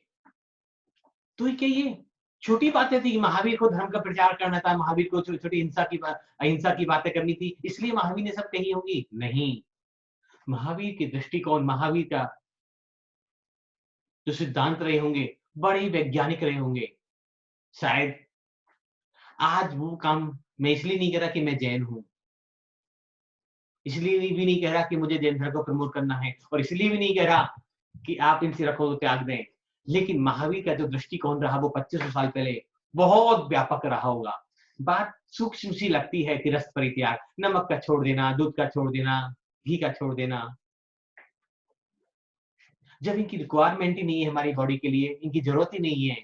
अब तो शायद मुझे कुछ कहना नहीं चाहिए क्योंकि प्रिया ने सब कुछ कह दिया, लेकिन आध्यात्मिक वे में समझना थोड़ा सा प्रयास करूंगा, क्योंकि जब साइंटिफिक वे से उसको समझा ही दिया कि उसके नफा और नुकसान क्या है, तो मेरे पास तो शब्द नहीं रहे, लेकिन फिर भी कोशिश करते हैं। जब शरीर के लिए फायदेमंद नहीं है, हमारी बॉडी को कुछ भी बेनिफिट इनसे होने वाला नहीं है, तो मेरे सो को लें क्यों? अब बहुत सारे लोग सवाल कर रहे हैं कि मुझे लो बीपी की शिकायत रहती है, मुझे हाई बीपी की शिकायत रहती है, मुझे शुगर की दिक्कत है, तो मैं चीनी खाऊं, मैं नमक खाऊं। बहुत सारे कमेंट आ रहे हैं। जब इतना भी समझ के नहीं आया तो मैं शायद क्या बता पाऊंगा आपको कि सारी साइंटिफिक रिसर्च आपको दिखाई कि नमक खाने से क्या बीमारियां होती है, दूध पीने से क्या बीमारियां होती हैं। अब आपकी अपनी भैंस का है, वो पड़ोस की भैंस का है, चाहे वो मदर डेयरी का है, चाहे अमूल का है, वो दूध तो दूध है, इससे कोई फर्क नहीं पड़ता। लेकिन प्रिया ने एक ऑप्शन दिया, मैं प्रिया की बात को थोड़ा सा काटना चाहता हूँ कि बादाम का दूध पिए। जब बादाम का ही दूध पीना है तो त्याग करने की आवश्यकता क्यों? अभी जब दृष्टि रस में ही अटकी पड़ी है। वो मैंने बादाम का त्याग तब बताया था कि जब किसी ने व्हाट्सएप किया था कि मेरे को तो जरूरत बहुत रहती है दूध की, तो मैंने इसलिए वो आपको रेसिपी बताई है सिर्फ इसीलिए कि यदि बहुत ज्यादा किसी को रिक्वायरमेंट है, बहुत ज्यादा किसी को लगता है कि हाँ मुझे दूध पीना है, मुझे दूध पीना है। मैं ये नहीं कह रहा कि प्रिया ने गलत कहा, लेकिन जब हम सब्स्टिट्यूट ढूंढने लग गए इस चीज का, तो अध्यात्म खत्म हो गया आपके जीवन से। अध्यात्म का कोई असर आपके जीवन में, कोई आपके लाइफ में नहीं आ रहा। पहले तो मेरा सवाल, क्या एक्चुअल में दूध में, चीनी में, नमक में, घी में अपना कोई स्वाद होता है? आप कितना, अगर मैं सब्जी में नहीं डालूं, रोटी में नहीं डालूं और बाकी मिष्ठानों में, खाद्यान्नों में नहीं डालूं, तो कितना नमक खा पाएंगे आप? 1 चम्मच। हार जाएंगे, थक जाएंगे, वॉमिटिंग हो जाएगी। दूध को अगर बॉईल नहीं करें, उसकी मिठाइयां नहीं बनाएं, उसकी स्वादिष्ट पकवान नहीं बनाएं, कितना कच्चा दूध पी पाएंगे? 2 ग्राम पीकर तो आपकी वॉमिटिंग चालू हो जाएगी। तेल की बात करें, कोई 1 चम्मच तेल मुंह में डाल के दिखाए, पता चल जाएगा इनका स्वाद क्या है। मैं अभी तो अध्यात्म नहीं कर रहा, मैं सिर्फ उन चीजों की बात कर रहा हूँ। हाँ, चीनी है, हो सकता है 2-4 चम्मच, 10 चम्मच खा जाओ, लेकिन एक दिन उससे भी मन भर जाएगा कि कितना पी जाओगे। तो बेसिकली इन चीजों में रस को ही नहीं है, इनमें स्वाद है ही नहीं अपना। तो हम तो दूसरी चीजों को इनसे विकृत करते हैं, दूसरी चीजों में इनके माध्यम से स्वाद पैदा करते हैं। अगर स्वाद होता तो इनको ही खा सकते थे ना हम डायरेक्टली, इनमें स्वाद होता तो। एक बात। दूसरी बात, स्वाद हमारे दिमाग का है, हमारे मन का है, हमारी भूख का है, हमारी लालसा का है, हमारी आकांक्षा का है।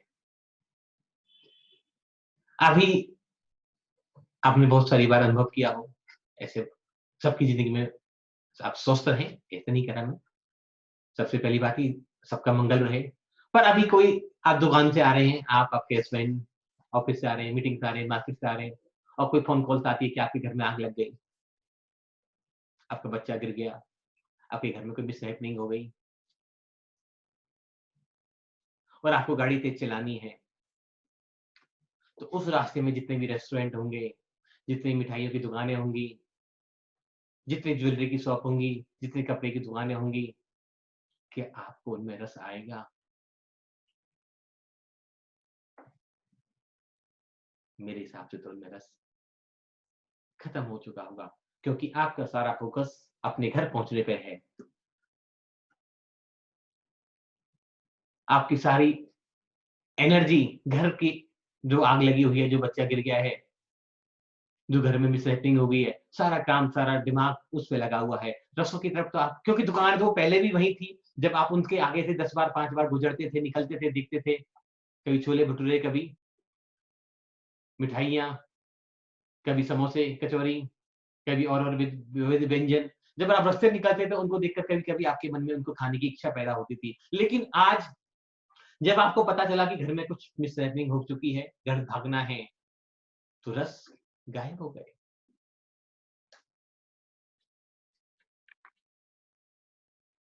अगर किसी व्यक्ति को पता चले कि सुबह 5 बजे फांसी होनी है, 6 बजे फांसी होनी है और उसको रात को मीठा खिलाया जाए, क्या उस व्यक्ति को रात में मीठे में स्वाद आएगा?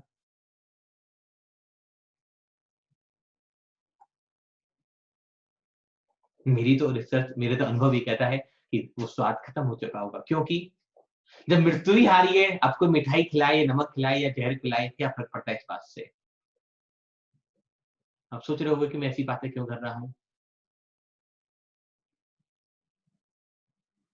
बेसिकली स्वाद हमारे दिमाग में है उन चीज़ों के प्रति। उन रसों में कोई भी स्वाद नहीं है, उन रसों में कोई आसक्ति नहीं है। तीसरी बात, रस परित्याग का अभ्यास क्यों कराया जाता है? 21 दिन, 1 महीने, 2 महीने, 1 साल, 2 साल, कि धीरे-धीरे छोटे-छोटे नियम लेकर आप इनका त्याग करना चालू करें तो एक दिन ये छूट जाएँ। हमारी साधना अच्छी हो जाए, हमारी बॉडी को तो रिक्वायरमेंट है ही नहीं, इसका तो प्रोसेस ही खत्म हो गया कि हमें कमज़ोरी आ जाएगी, हमें वीकनेस आ जाएगी, हमारे बच्चे के कैल्शियम की कमी हो जाएगी। ये प्रोसेस तो ये सवाल ही खत्म कर दिए प्रिया ने आज।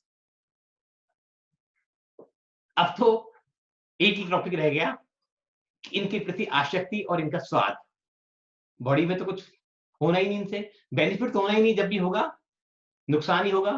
तो कोई भी अब इसके बाद तो कोई सवाल करेगा ही नहीं इस बात के लिए कि बच्चों को कैल्शियम की कमी हो जाएगी, बच्चों का दिमाग कैसे चलेगा, बच्चे पढ़ेंगे नहीं, बच्चे को पेट साफ कैसे होगा, बड़ों का पेट साफ कैसे होगा, या बीपी हाई लो हो जाएगा, या और कोई समस्या हो जाएगी। ये तो सारी कहानियाँ खत्म हो चुकी है अभी तक की बात में।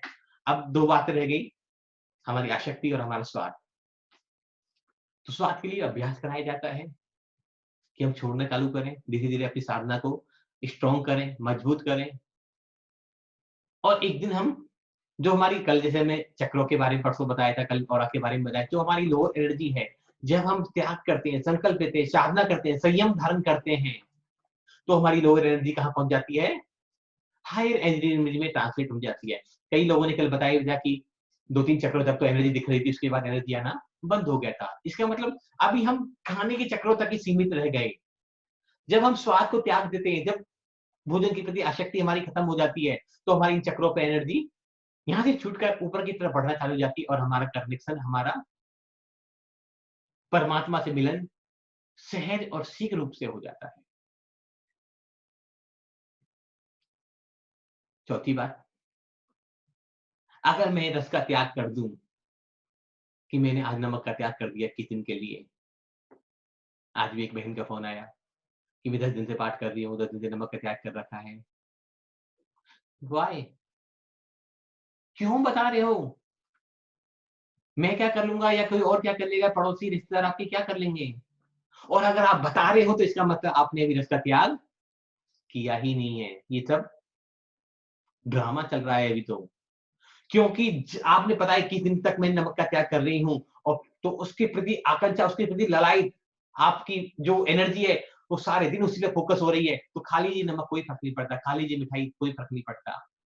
अगर आपको बार-बार रिकॉल हो रहा है कि मैंने नमक का त्याग कर रखा है, मैंने नमक का त्याग कर रखा है, कि 21 दिन पूरे हो जाएंगे तब तो मैं फलानी-फलानी वस्तु खाऊँगी, 21 दिन पूरे हो जाएंगे तो मैं खीर खाऊँगी, मिठाई खाऊँगी।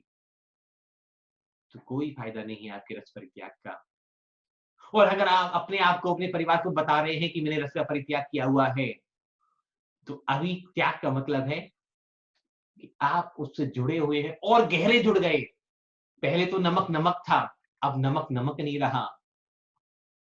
अब नमक आपकी सबसे फेवरेट, सबसे मूल्यवान, सबसे बहुमूल्य वस्तु हो चुका।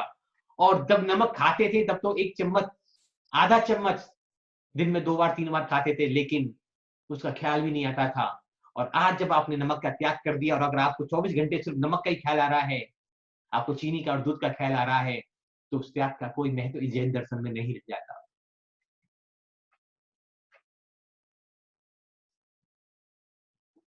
क्योंकि हम चेतना से उससे बंधे हुए हैं, उसे छोड़ना है, भूलना है। आप कहोगे ऐसे कैसे पॉसिबल है? तो धर्म तो तभी पॉसिबल है।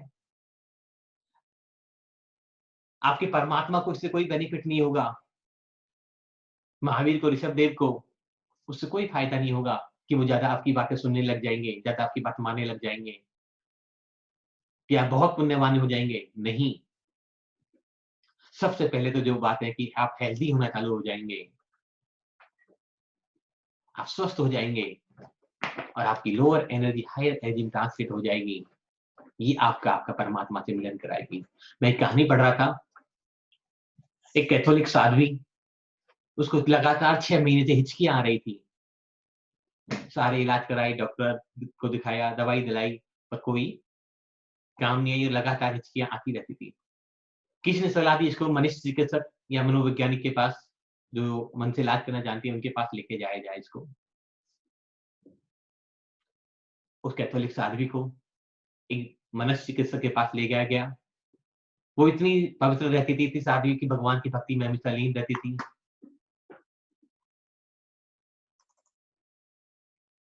डॉक्टर ने क्या कहा, हाथ पकड़ा, नब्ज देखी,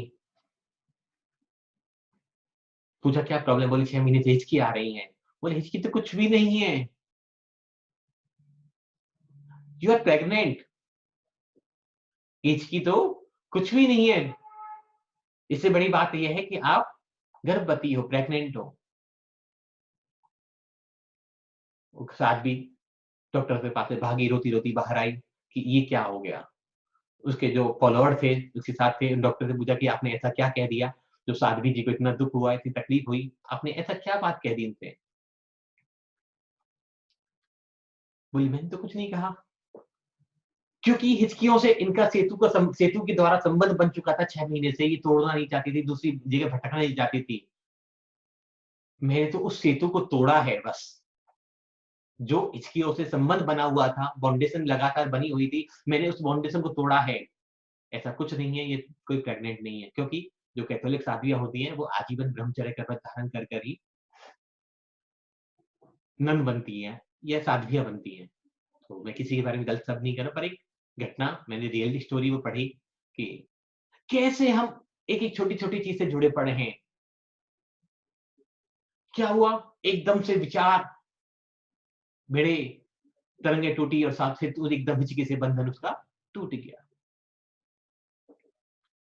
तो अगर ऐसे बंधन हमारा नमक चीनी घी तेल दूध से टूट जाए, याद ही नहीं आए, तो हमारा शायद रस परित्याग करना सार्थक होगा। मैंने एक व्यक्ति के बारे में बहुत पढ़ा, आप सब ने सुना होगा उनके बारे में। हैदराबाद के निजाम के यहाँ एक व्यक्ति काम करता था, जाति और धर्म से जैन। एक दिन एक एलिगेशन लगा दिया गया और उसको मृत्युदंड की सजा सुना दी गई, फांसी की सजा। सुबह 4 बजे फांसी होनी थी, सारी तैयारी कर दी गई। व्यक्ति रात्रि में चिंतन कर रहा है कि आज मेरी अंतिम रात्रि, कल तो हमेशा हमेशा के लिए संसार से विदा हो ही जाऊंगा। सबने पूछा तुम्हारी कोई इच्छा हो तो बताओ। तो उस व्यक्ति ने कहा कि मेरी कोई इच्छा नहीं है, मेरी इच्छा है कि मैं भक्तामृत इस स्तोत्र का पाठ करना चाहता हूँ। ये कोई कहानी नहीं है, आप सभी के लिए रियल स्टोरी है, ये रियल स्टोरी है। उस व्यक्ति को किताब ला दी गई। व्यक्ति ने सोचा कि जब कोई काम आ ही नहीं रहा तो आज अंतिम रात्रि, अंतिम पहर, पूरी रात उन्होंने तल्लीन होकर, आनंद में होकर भक्तामृत स्तोत्र का पाठ किया। सुबह 4 बज गए, 3 बजे उसको नला धुला दिया गया। 4 बजे उससे वेट करने के लगे कि जेलर आएगा, ऑर्डर आ रहे होंगे, ऑर्डर आ रहे होंगे। 5 बज गए, 6 बज गए, 7 बज गए, कोई नहीं आया। 8 बजे आया कि आपकी सजा माफ हो गई, आप जा सकते हो। पहली बात तो ये नहीं कहना चाह रहा कि जो भक्तामृत पढ़ा इसलिए वो ठीक हो गए, माफ हो गए, पर अभी उसके पीछे सेंस क्या है, उसके पीछे लॉजिक क्या है, उसके पीछे मैं क्या कहना चाह रहा हूँ, इसको समझने की आपको आवश्यकता है। वो व्यक्ति अपने कपड़े पहनकर अपने घर की तरफ वापस जाने लगे, उनको रिहा कर दिया गया।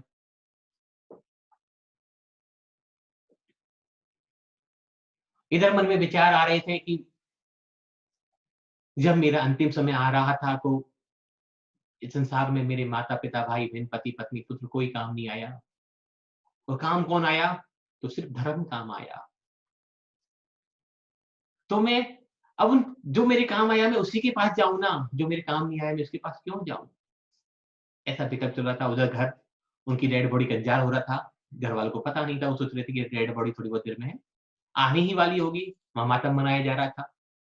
झूठा मातम, उनको पता भी नहीं कि मरा है, ज़िंदा है, लेकिन सर फोड़ा जा रहा है, हाथ-पैर पीटे जा रहे हैं, चूड़ियाँ तोड़ी जा रही हैं कि व्यक्ति तो अब मर चुका। व्यक्ति घर ज़रूर गया, लेकिन वैराग्य हो गया। अब मुनि दीक्षा धारण कर ली उन्होंने। मुनि दीक्षा में उन मुनि का नाम रहा आर्य नंदी जी महाराज। सबने जानते भी होंगे तो पढ़े होंगे। आर्य नंदी जी महाराज के नाम से वो विख्यात हुए। और सबसे इंपॉर्टेंट बात इसमें ये है कि 50 साल दीक्षा काल उन्होंने अपनी दीक्षा में गुजारे, मुनि दीक्षा में। छोटा-मोटा समय नहीं, 50 साल दीक्षा के। और अंतिम शब्द उनके ये थे कि जो भक्तामर मैंने उस रात जेल में पढ़ा, वो मैं दीक्षा के 50 सालों में नहीं पढ़ पाया। मानवा, मैं कोई कहानी नहीं सुना रहा आपको कि जब मृत्यु का डर होता है, जब अपने आप को बंधन से मुक्त करने की इच्छा थी, भावना थी, कुछ पाने की, कुछ चाहने की, कुछ करने की, तो भक्तामरी अंतरंग से गाना पड़ गया। और जब उस पथ पर जब बढ़ गए तो 50 साल वो भक्तामर नहीं गा पाए। और हम सभी पूछते हैं कि कितने दिन नमक नहीं खाना है, कि नमक छोड़ दूंगा तो मेरे को बीपी लो डाउन हो जाएगा, मुझे तो शुगर की प्रॉब्लम है, मैं तो चीनी भी नहीं खाती, इसलिए मैं तो नमक तो खाना ही पड़ेगा। मेरे घर वाले क्या कहेंगे? इधर पति, माता-पिता, बच्चा उस कंडीशन में पहुंचे हुए होते हैं कि जहां जीवन मृत्यु का फासला कुछ दिनों का ही होता है। और फिर भी हम क्या पूछते हैं कि कितने दिन मंत्र पढ़ना है, कितनी बार पढ़ना है, कितने दिन तक नमक छोड़ना है।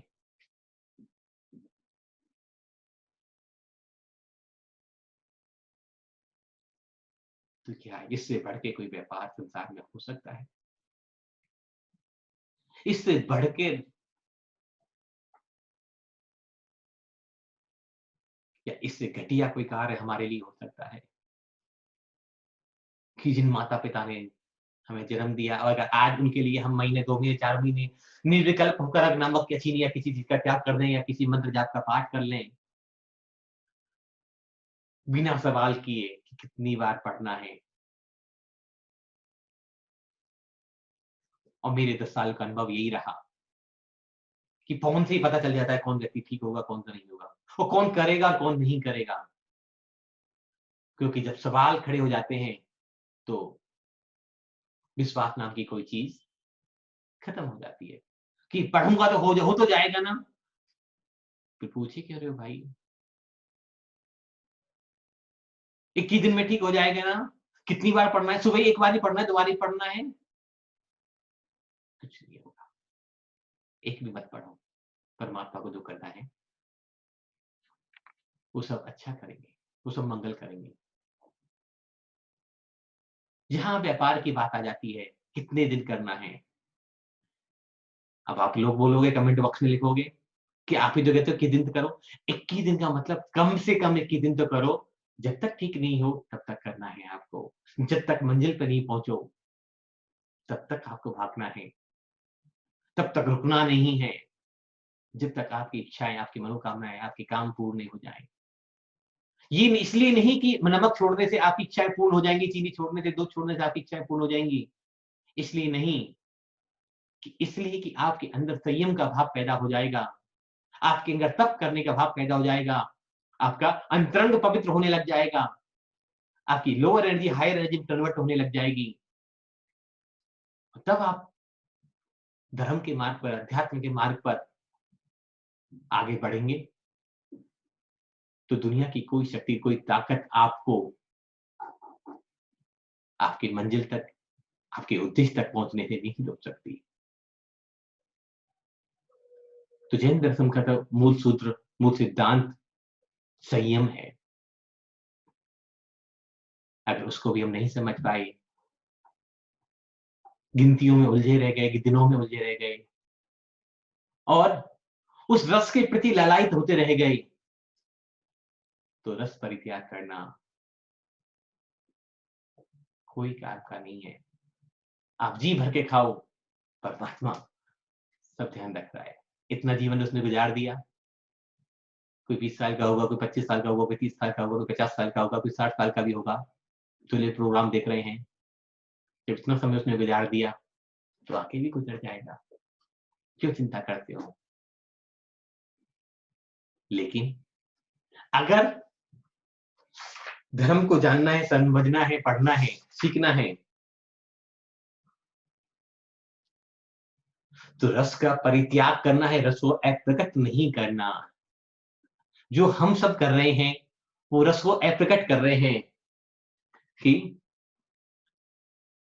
चीनी मेरे सामने ले मत आना, मिठाई मेरे सामने ले आना मत आना, नहीं तो मेरा खाने का मन कर जाएगा। कि मैंने तो बाजार की चीजों का खाने का त्याग कर रखा है, मैंने आज नमक छोड़ रखा है, इसलिए मैं छोले भटूरे कचौड़ी समोसे नहीं खाऊंगा, तो मेरे सामने मत खाओ, थोड़ा सा मेरे मन में आए। तो ये त्याग नहीं है, ये तुम रस के प्रकट कर रहे हो, भाग रहे हो उससे, मुंह पीठ छुपा रहे हो। अगर आंख फेरने से रस का परित्याग हो जाए तो वो त्याग नहीं है, वो अप्रकट करना है। आप और हम सभी अभी तक जो कर रहे हैं, रस को अप्रकट कर रहे हैं, रस का परित्याग नहीं कर रहे। रस का परित्याग करना है तो कितनी भी आपके सामने वो चीजें आए, आपको कोई फर्क पड़ने वाला नहीं है। आपकी लाइफ में, आपके जीवन में उन चीजों के प्रति आसक्ति खत्म हो जाए, इसी का नाम रस त्याग है। न वस्तु को छोड़ने से रस का त्याग होता है, न जीव को काटने से रस का त्याग होता है, न अपने आप को सताने से रस का त्याग होता है। रस का त्याग तो आसक्ति खत्म हो जाए, लालसा, स्वाद जीवा पे आ ही नहीं, विरक्ति हो जाए, तब रस का परित्याग होता है। बंधुवर, बहुत सारी माताएं बहनें भी देख रही हैं, सभी से आग्रह कि हम विकल्प करें, विचारें कि क्या आज तक जो रस परित्याग किए हमने वो सही दिशा में किए या सिर्फ अपने आप को धोखा देने के लिए किए। मेरा कोई हक नहीं है मैं आप पे आक्षेप करूं, मैं आपके ऊपर उंगली उठाऊं, पर लेकिन विनम्र आग्रह कर सकता हूं। कुछ लोग मुझसे आयु में कम भी हों, छोटे भी होंगे, कुछ लोग आयु में बहुत बड़े भी होंगे।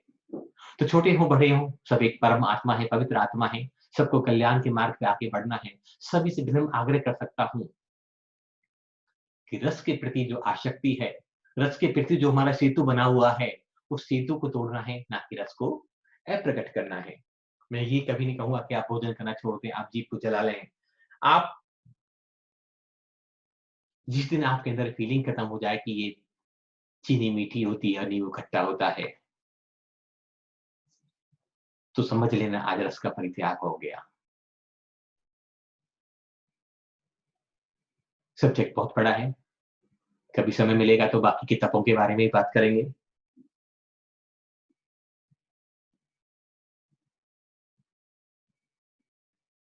दो लाइन में इस बात को समझते हैं, मन को दबाने, समझाने, भुलाने की कोई व्यवस्था रस परित्याग नहीं होती।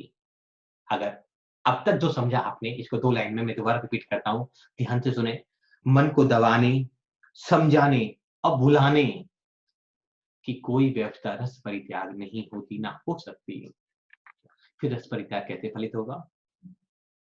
रस परित्याग का जो वास्तविक रूपांतर है वह है मन और चेतना के बीच जो संबंध टूटने की घटना जब घटती है तो वही रस परित्याग है कि मेरा मन और रस के बीच और चेतना के बीच जो संबंध बना हुआ है इन तीनों का और ये संबंध ही टूट जाए तो रस परित्याग हो गया। इतना आसान है समझना, कोई मुश्किल कार्य नहीं है। जो साइंटिफिक वे में आपने समझा हेल्थ के लिए क्यों जरूरी है। अब सोचें, विचार करें कि महावीर के मूर्ख व्यक्ति रहे होंगे जो उस समय लिख के चले गए कि रस परित्याग करना है, 6 रसों का परित्याग करके साधना करनी है। कुछ तो वैज्ञानिक दृष्टिकोण रहा होगा। आज हम सब लोग चीख चीख के कहते हैं मंचों पर, हमारा जैन दर्शन तो पूरा वैज्ञानिक धर्म है, पूरा साइंटिफिक धर्म है, हर बात को विज्ञान से जोड़ा गया है। तो रस जब छोड़ने की बात आती है तो सारे लॉजिक सामने आ जाते हैं, सारे विकल्प, सारी बुराइयां सब सामने आ जाती हैं, सारे सवाल उठ के खड़े हो जाते हैं कि मैं तो नहीं छोड़ सकती, मैं तो नहीं छोड़ सकता, तो मैं भी कुछ नहीं कर सकता।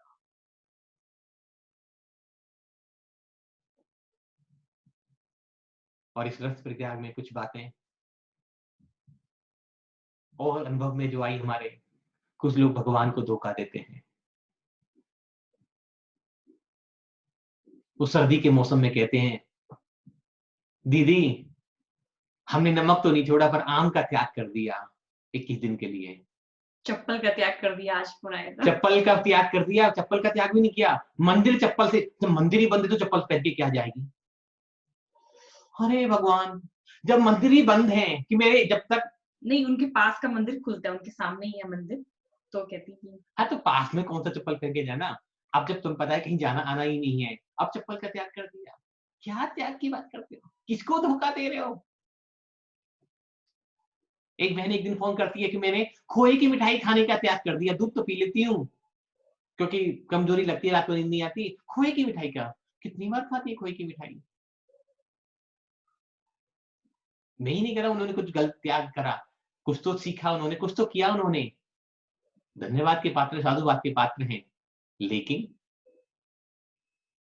आप सर्दी के मौसम में कह रहे हो मैं आम का त्याग कर रहा हूँ 21 दिन के लिए, जब आम आता ही नहीं तो आप त्याग कैसे करोगे। खोए की मिठाई कौन कितनी खाता है आज पूरे दिन में। मंदिर चप्पल पहन के जाना ही नहीं चाहिए। जो हमें अपने आप को धोखा दे रहे हैं वो जिंदगी में समझ लें, वहां सब कुछ रिकॉर्ड हो रहा है। और ये हमारे छोटे छोटे कंप्यूटरों में नहीं, वहां सुपर कंप्यूटर लगे हुए हैं, वहां आपके थॉट प्रोसेस रिकॉर्ड हो जाते हैं, वहां आपकी भावनाएं, आपके विचार रिकॉर्ड हो जाते हैं। कल थॉट प्रोसेस के बारे में आपने बहुत कुछ पढ़ा सुना, इसलिए हमने रस परित्याग को सबसे एंड में लिया। चाहते तो सबसे शुरुआत में रस परित्याग को ले सकते थे, नहीं, जब तक आप हर एक लेवल पे समझ नहीं जाओ, सीख नहीं जाओ, जान नहीं जाओ, तब तक रस परित्याग करने का कोई फायदा नहीं है।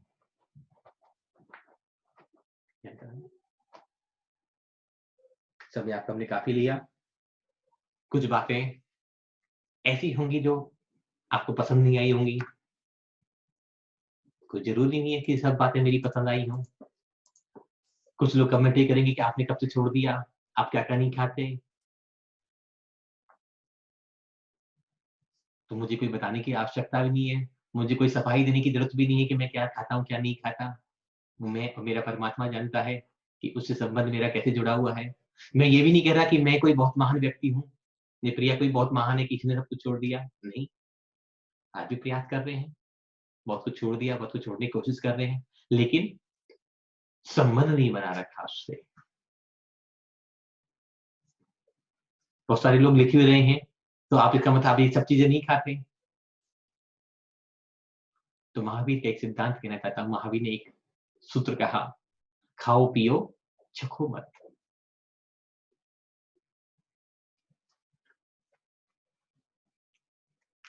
महावीर तो वो साधना वाले थे जो चंदन वाला के दरवाजे पर उर्द लेकर भी जहार ले लेते हैं, जहाँ कोई रस नहीं था, ना नमक था, ना चीनी थी, ना मीठा था, ना घी था, ना तेल था, ना दूध था, ना दही था। वो तो छाछ में वो चंदन वाला उबले उर्द लेकर दरवाजे पे खड़ी है, और महावीर को पुकार रही है और महावीर उन्हीं व्रतों से आहार लेते हैं। यहाँ तो उस धर्म की बात करते हैं जो अक्षय तृतीया पर मनाया गया। भगवान 1 साल से निराहार विचरण कर रहे हैं, मुनि आदि कुमार, और गन्ने के जूस से पूरा पहाड़ना हो गया। या तो उस धर्म की बात करते हैं। हमने बहुत सारे तपस्वी मुनि महाराजों को देखा है, दिगंबर श्वेतंबर दोनों पंथों में, चाहे 13 पंथ हो, चाहे 20 पंथ हो, चाहे दिगंबर पंथ हो। आचार्य विद्यासागर 35-40 सालों से नमक नहीं खाया, चीनी नहीं खाई, दूध नहीं पिया, हरी सब्जियां नहीं खाई, ड्राई फ्रूट्स नहीं खाए। हमने तो कभी कहते नहीं सुना कि मैंने 20 साल पहले नमक का त्याग किया था, मैंने 25 साल पहले चीनी का त्याग किया था। मैंने तो आज तक उनके एक प्रवचन में नहीं सुना। जो लोग 3 दिन का त्याग करते हैं, 3 दिन बाद फोन, 3 दिन में 3 बार फोन कर लेते हैं, 300 लोगों को बता देते हैं कि मैं 3 दिन से नमक नहीं खा रहा। मैं बहुत सारे सितंबर 13 पंथ वाले साधुओं से मिला, बहुत परिचय रहा। एक साध्वी, लगभग 10 वर्ष पूर्व हमने उनको रेकी सिखाई सब तो शायद गलत हो जाएगा। हमने एनर्जी का एक्सचेंज किया, अपने विचारों का आदान प्रदान किया। वो साध्वी इतनी त्यागी वृत्ति रही कि हमने अपनी एक रेकी की पुस्तक माता जी के हाथ में दी कि माता जी ये आप रख लो। उन्होंने वो भी लौटा दी हमें कि हम जीवन में कोई परिग्रह नहीं करेंगे। मैं की पुस्तक है माता जी, ये तो मेरी पुस्तक तो है, तो तुम्हारी ना, हमारे पास तो उसको धन देने को नहीं है, तो हम परिग्रह तुम्हारा क्यों लेके जाएं। ऐसे ऐसे साधु संतों से मिला जो 3-3 दिन में एक बार आहार लेते हैं। आचार्य प्रसन्न सागर जी महाराज, अभी लास्ट ईयर उन्होंने पदमपुरा में जब चतुर्मास था, उनको 64 दिनों के उपवास किए। क्या सुना उन लोगों कभी कहते हुए, गाते हुए, अल्लाह मचाते हुए कि मैंने 64 दिनों के उपवास किए थे, मुझसे बड़ा संसार में कोई हो ही नहीं सकता। मैंने तो नहीं सुना उन त्यागी वृत्तियों को, महावृत्तियों को। बात दिगंबर श्वेतंबर 13 पंथ 20 पंथ की नहीं है। छूट जाता है, वो कहता नहीं है, और जो जो कह रहा है इसका मतलब ये छूट नहीं पाया, वो छोड़ नहीं पाया, वो उसने अभी पकड़ और मजबूत बना रखी है कि जिस दिन छूटेगा, जिस दिन नियम पूरा होगा, उस दिन और जी भर के खाऊंगा। बहुत सारे भक्तामर से जुड़े हुए लोग भी हैं। अभी हमने भी 108 भक्तामर का विधान 1008 लोगों के माध्यम से कराया। सबको कहा कि कुछ रस का परित्याग करें, लेकिन सबको नियम भी दिलाया कि कोई किसी को शेयर ना करे, अपने तक सीमित रहने दें। हमारे माहौल में बहुत सारे ऐसे लोग हैं जो सारे दिन बस एक ही गाना गाते रहते हैं, मैंने 3 दिन का नमक का त्याग कर दिया, मैंने 15 बार नमक का त्याग कर दिया, मैंने 3 बार चीनी का त्याग कर दिया, मैंने ये छोड़ दिया, मैंने ये पैसा छोड़ दिया, मैंने धन छोड़ दिया, मैंने ये छोड़ दिया। क्या छोड़ दिया? कहां से छोड़ दिया? जब आज भी तुम्हारी पकड़ उस धन के प्रति, पैसे के प्रति, नमक के प्रति, चीनी के प्रति, कपड़ों के प्रति, उन विषय वासनाओं के प्रति इतनी मजबूत बनी हुई है, और तुम कहते हो छोड़ दिया। किसको धोखा दे रहे हो? किसको ठग रहे हो? सब कुछ वहां रिकॉर्ड हो रहा है कि तुम्हारे अंदर विचारों में क्या चल रहा है। त्यागने का मतलब कि छूट जाए तो पता भी ना चले। जैन दर्शन तो वो दर्शन है जहां कहते हैं कि सीधे हाथ से दान दो तो उल्टे हाथ को पता भी ना चले। और तुम एक त्याग करते हो, तुम नमक का त्याग करते हो, तुम चीनी का त्याग करते हो, तुम कपड़ों का त्याग करते हो, तुम नाम लेते हो विद्यासागर जैसो कि विद्यासागर जी ने ये कर दिया, विद्यासागर ने ये कर दिया, उन्होंने चीनी छोड़ दी, नमक छोड़ दिया, उनसे अपनी तुलना करने लग जाते हो। अरे वो महान संत, वो परम गुरु, वो परम पुण्य आत्मा कि चक्रवर्ती की संपदा भी उसके चरणों में पड़ जाए तो उसको कोई आंख उठा के वो किसी के रंग नहीं दिखता। और तुम्हारे मन में आज भी भेद हो जाता है कि ये पैसे वाला है, ये गरीब है। तुम आज भी अपनी तुलना विद्यासागर से करने लग जाते हो। उस परम ऋषि से, उस महाऋषि से अपनी तुलना करने लग जाते हैं कि उसने ये छोड़ दिया तो उसने ये पाया, तो मैं भी छोड़ रही हूँ। मैंने तो कभी नहीं सुना, मैंने भी पिछले 20 सालों से तो आचार्य श्री के बारे में आता हूँ, जाता हूँ, प्रवचन सुनता हूँ। मैंने तो उनके मुख से कभी एक बार भी नहीं सुना कि मैंने नमक का त्याग किया, मैंने चीनी का त्याग किया, मैंने परिवार का त्याग किया। उसने तो अपना पूरा परिवार छोड़ दिया, कभी भी नहीं सुना कि मैंने पूरा परिवार छोड़ दिया और मेरा पूरा परिवार दीक्षित हो गया। कुछ लोग नए होंगे जिनको आचार्य विद्यासागर के बारे में नहीं पता होगा। आचार्य विद्यासागर मुनि महाराज एक ऐसे संत दिगंबर संत हैं जिनके पिता, जिनकी माता, जिनकी दोनों बहनें, दोनों भाई, परिवार के 7 लोग इस शासन पथ पर धर्म की प्रभावना करने निकल पड़े। दोनों भाई, दोनों बहनें और खुद अभी विराजमान है। माता पिता की समाधि हो चुकी। एक परिवार से 7 दीक्षाएं होना, पूरा का परिवार खाली हो गया। सारे रसों का त्याग करना, थूकने का त्याग करना, चटाई का त्याग कर दिया। कब कर दिया? कभी हमने नहीं सुना। कुछ संघर्ष लोग लिखते रहते हैं कि इसके बाद महाराज जी ने, हमने कभी इनको चटाई पे बैठे हुए नहीं देखा, इनको कभी लाइट में नहीं देखा, इनको कभी। पर मैंने अपने पूरे जीवन काल में उन आचार्य श्री के मुख से ये कहते हुए नहीं सुना कि मैंने नमक का त्याग कर दिया, मैंने चीनी का त्याग कर दिया, मैंने दूध का त्याग कर दिया। और हम तुम लोग तुलनाओं से करते हैं कि विद्यासागर ने छोड़ रखा है नमक, देखो उनकी चर्या कैसी है। छोड़ रखा है तो उन्होंने गाया नहीं है, उन्होंने बताया नहीं है, और उनकी पकड़ नहीं है।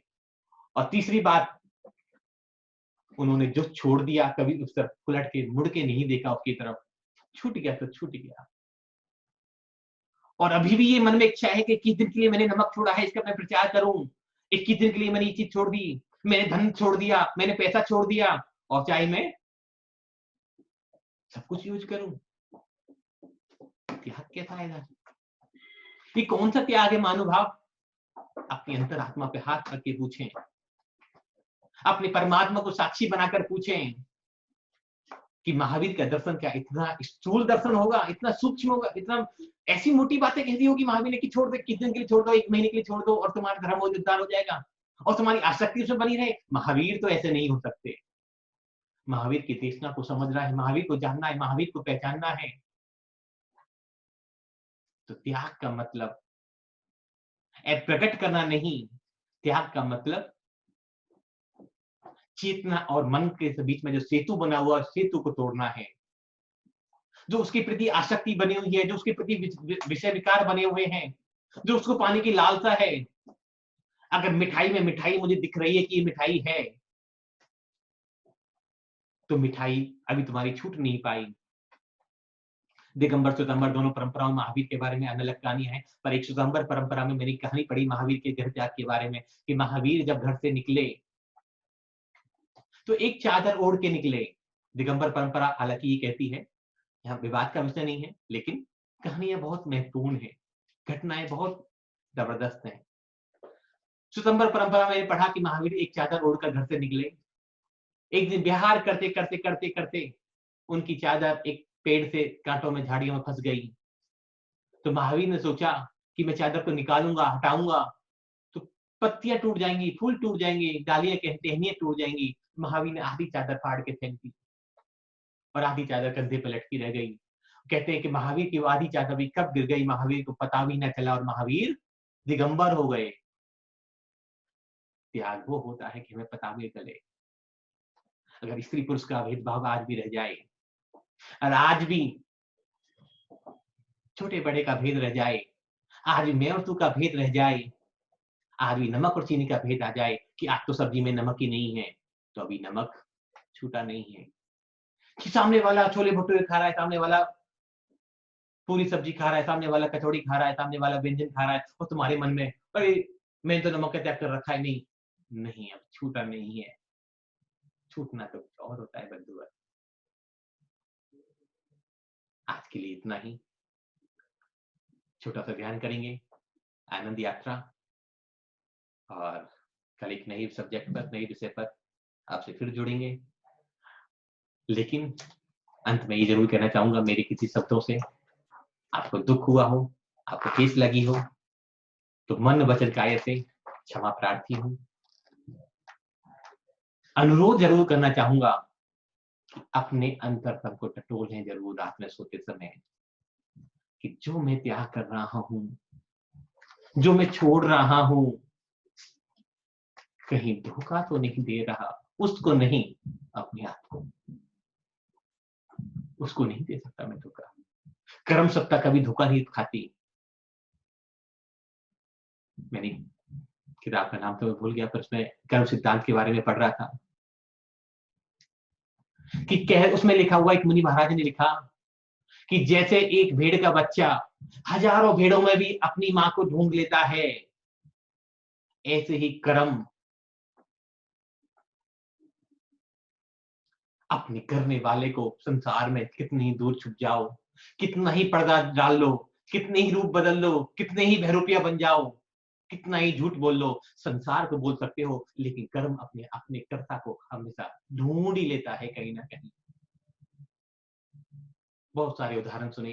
भीष्म पितामह के बारे में महाभारत देख रहा कि भीष्म पितामह के पास श्री कृष्ण आए। भीष्म पितामह ने पूछा कि भगवान, तुम तो विष्णु के अवतार हो, तुम तो बताओ कि आखिर मैंने कौन सा पाप कर्म किया। मैं पिछले 100 अपने जन्म देख चुका कि मैंने ऐसा कोई पाप नहीं किया जिसके कारण मेरा शरीर भेदा गया, छेदा गया, जिसके कारण मैं इतनी पीड़ा पा रहा हूं। किसने कहा कि एक जन्म और पीछे चले जाओ, तुम्हें अपने कर्म दिखाई दे जाएंगे। तो उसमें उन्होंने देखा कि 101 जन्म पहले भीष्म पितामह ने राज अवस्था में सड़क पर एक सांप पड़ा था,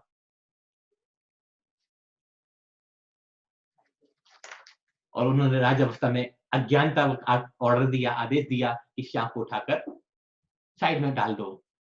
सैनिकों ने उस सांप को उठाया और एक झाड़ी में डाल दिया। झाड़ी में कांटे थे, वो निकलता दूसरे कांटे में फंस जाता, निकलता तीसरे में फंस जाता, निकलते निकलते सारा शरीर उसका कांटों में फंस गया, और वो अथाह वेदना से उस सांप ने अपने प्राण त्यागे। देखो 100 जन्म बीत गए, पाप का फल अभी नहीं आया, पाप का उदय नहीं आया, क्योंकि पुण्य इतना था, चल रहे थे। लेकिन जिस दिन पुण्य छीन हो जाता है, उस दिन पाप अपने कर्ता को हमें कहीं ना कहीं ढूंढ ही लेता है। 100 जन्म बाद भी उस श्याम को जो अज्ञानता बस, वो गलती बस, उनका ऐसा भाव नहीं था, उनकी ऐसी इच्छा नहीं थी इसमें आपको दुख दूं, लेकिन 100 जन्म के बाद भी उस एक कर्म ने अपने कर्ता को ढूंढ लिया। तो हम सब तो कितना धोखा दे रहे हैं संसार में, कितना लोगों को रक्त त्याग के नाम से क्या क्या कर रहे हैं, क्या बेवकूफ बना रहे हैं लोगों को, घर वालों को, परिवार वालों को, और लोगों को बता रहे हैं कि मेरे को 10 दिन हो गए नमक का त्याग हुए, मैंने 3 दिन हो गए नमक का त्याग किए हुए, मेरे को 15 दिन हो गए। क्या हो गया, इतने दिन से खा रहे जब तो मुझे कभी नहीं बताया। आप इतने वर्षों से खा रहे थे, 20 साल से, 30 साल से, 50 साल से खा रहे थे, तब तो मुझे एक बार फोन नहीं किया कि मैंने आज तक 1 बोरी नमक खा चुका, 5 बोरी चीनी खा चुका, तब तो मेरे पास कभी फोन नहीं किया। आज 4 चम्मच नमक की आपने छोड़ दी 4 दिन में, सबको बताने लग गए, सबको गाने लग गए। ये कैसा त्याग है, कौन सा त्याग है?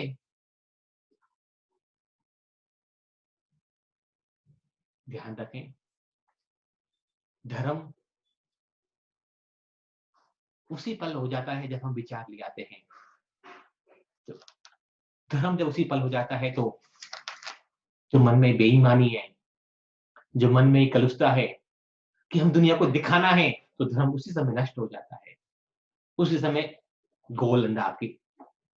हाँ, दुनिया को दिखाकर तो आप बहुत बड़ी बढ़ाई लूट सकते हो, अरे वाह प्रिया ने 2 साल से नमक नहीं खाया, कितनी बढ़िया है। नहीं, लेकिन जब जिस दिन प्रिया ने कहा कि मैंने 2 साल से नमक नहीं खाया, तो प्रिया का अकाउंट 0 हो चुका, वो अकाउंट ट्रांसफर कहीं और हो गया। ध्यान रखें, सावधानी पूर्वक त्याग करें। अगर विकार है, विचार, उसके प्रति आसक्ति है, तो इसलिए प्रिया कहती है कि थोड़ा थोड़ा करके करो, कि दिन में 4 बार खाते हो तो 3 बार खाना चालू करो, 3 बार खाते हो तो 2 बार करो, 2 बार करते हो तो 1 बार करो, फिर 2 दिन में 1 बार खाओ, कि कम कम उसके प्रति आसक्ति ना रह जाए।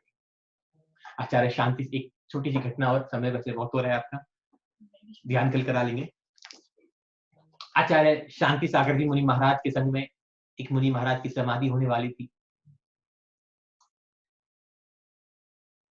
मृत्यु के कुछ क्षण बाकी रह गए, कि कुछ पलों में, कुछ घंटों में, कुछ घड़ियों में अब मृत्यु को, समाधि को प्राप्त हो जाएंगे वो मुनि महाराज।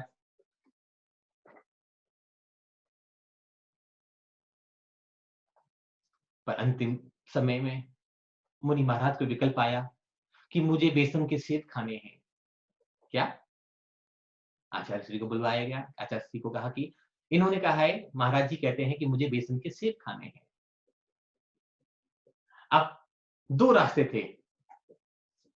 या तो महाराज जी आचार्य श्री इतने बड़े विद्वान थे, वो उनको समझा सकते थे कि नहीं, आपको बेसन के सेब नहीं खाने क्योंकि आपके अंतिम समय आ गया है, और उस वो इच्छा को दबाए-दबाए शरीर छोड़ देते, संसार छोड़ देते, तो क्या होता? वो आसक्ति बेसन के सेब में लटकी रह जाती और एक दिन फिर जन्म हो जाता। आचार्य श्री के सेब बनवा देते हैं। समाज के लोगों ने कहा कि महाराज जी चौके में बनवा देते हैं। नहीं, हलवाई बुलाओ। महाराज जी हलवाई तो बहुत सारे सेब बनाएगा। महाराज जी के थोड़े से सेब बनवा देते हैं। सच्ची घटना बता रहा हूं मैं आपको। हलवाई बुलाया गया, बेसन की बोरी मंगवाई गई, पानी मंगवाया गया, और हॉल में ही बड़े-बड़े कढ़ाइयों में सेब बनने लग गए। बनाओ। समाज के सब लोगों ने आग्रह किया, क्योंकि उनका प्रभाव इतना था कि उनके सामने कोई कुछ बोलता नहीं था कि महाराज जी, अगर मुनि महाराज सेब खाएंगे तो थोड़े से खा लेंगे, 10 ग्राम, 20 ग्राम, 50 ग्राम, क्योंकि इन्होंने महीनों से त्याग कर रखा है हर चीज का, अन्न जल का सबका त्याग कर रखा है। कितने सेब खाएंगे? आप कर क्या रहे हो? क्योंकि बस आप बनाओ, सेब बनाओ। थोड़ी देर बाद 15 मिनट, 20 मिनट, आधे घंटे भट्टी चलती रही, सेब उतरते रहे, ढेर लग गया सेबों का। सेब मतलब नमकीन, बेसन की नमकीन। खुशबू पूरे माहौल में फैल गई। जिन मुनि महाराज की समाधि का संलेखन चल रही थी, वो कहते हैं, अरे बंद करो इस बदबू को, क्यों इतनी बदबू कर रखी है यहाँ? मुझे कुछ नहीं खाना बना। तो क्या करा महाराज जी ने? जो चेतना का और मन का संबंध बेसन के सेब से बना पड़ा था, आचार्य शांति सागर मुनि महाराज ने वो संबंध तोड़ दिया, उसको सुख पैदा करके, और समाधि सहज समाधि हो गई। खाया भी नहीं, खिलाया भी नहीं, और समाधि भी भंग ना होने दी। तो ऐसे ऐसे आचार्य हमारे यहाँ हुए। आचार्यों की परंपरा को, धर्म को, दर्शन को हम पढ़ें, तो हमें अपने धर्म के बारे में ज्ञान हो पाएगा। बहुत से लोग फोन करते हैं, हम तुम्हारे पास आना चाहते हैं। सॉरी, मेरे पास तो इतना समय नहीं है कि मैं आपको धर्म पढ़ा पाऊं। शास्त्र भरे पड़े हैं, और जितना विराट साहित्य जैन दर्शन के पास है, शायद किसी और दर्शन के पास हो। कुछ भी पढ़ो, 2-4 किताबें पढ़ के तो देखो, तब शायद आपको इस धर्म के बारे में, दर्शन के बारे में जानकारी हो पाएगी, समझ पैदा हो पाएगी। हमारा आपका संबंध कितने दिन रहेगा? लॉकडाउन खुल जाएगा, आप भी बिजी, हम भी बिजी, सब अपने अपने काम में मस्त हो जाएंगे।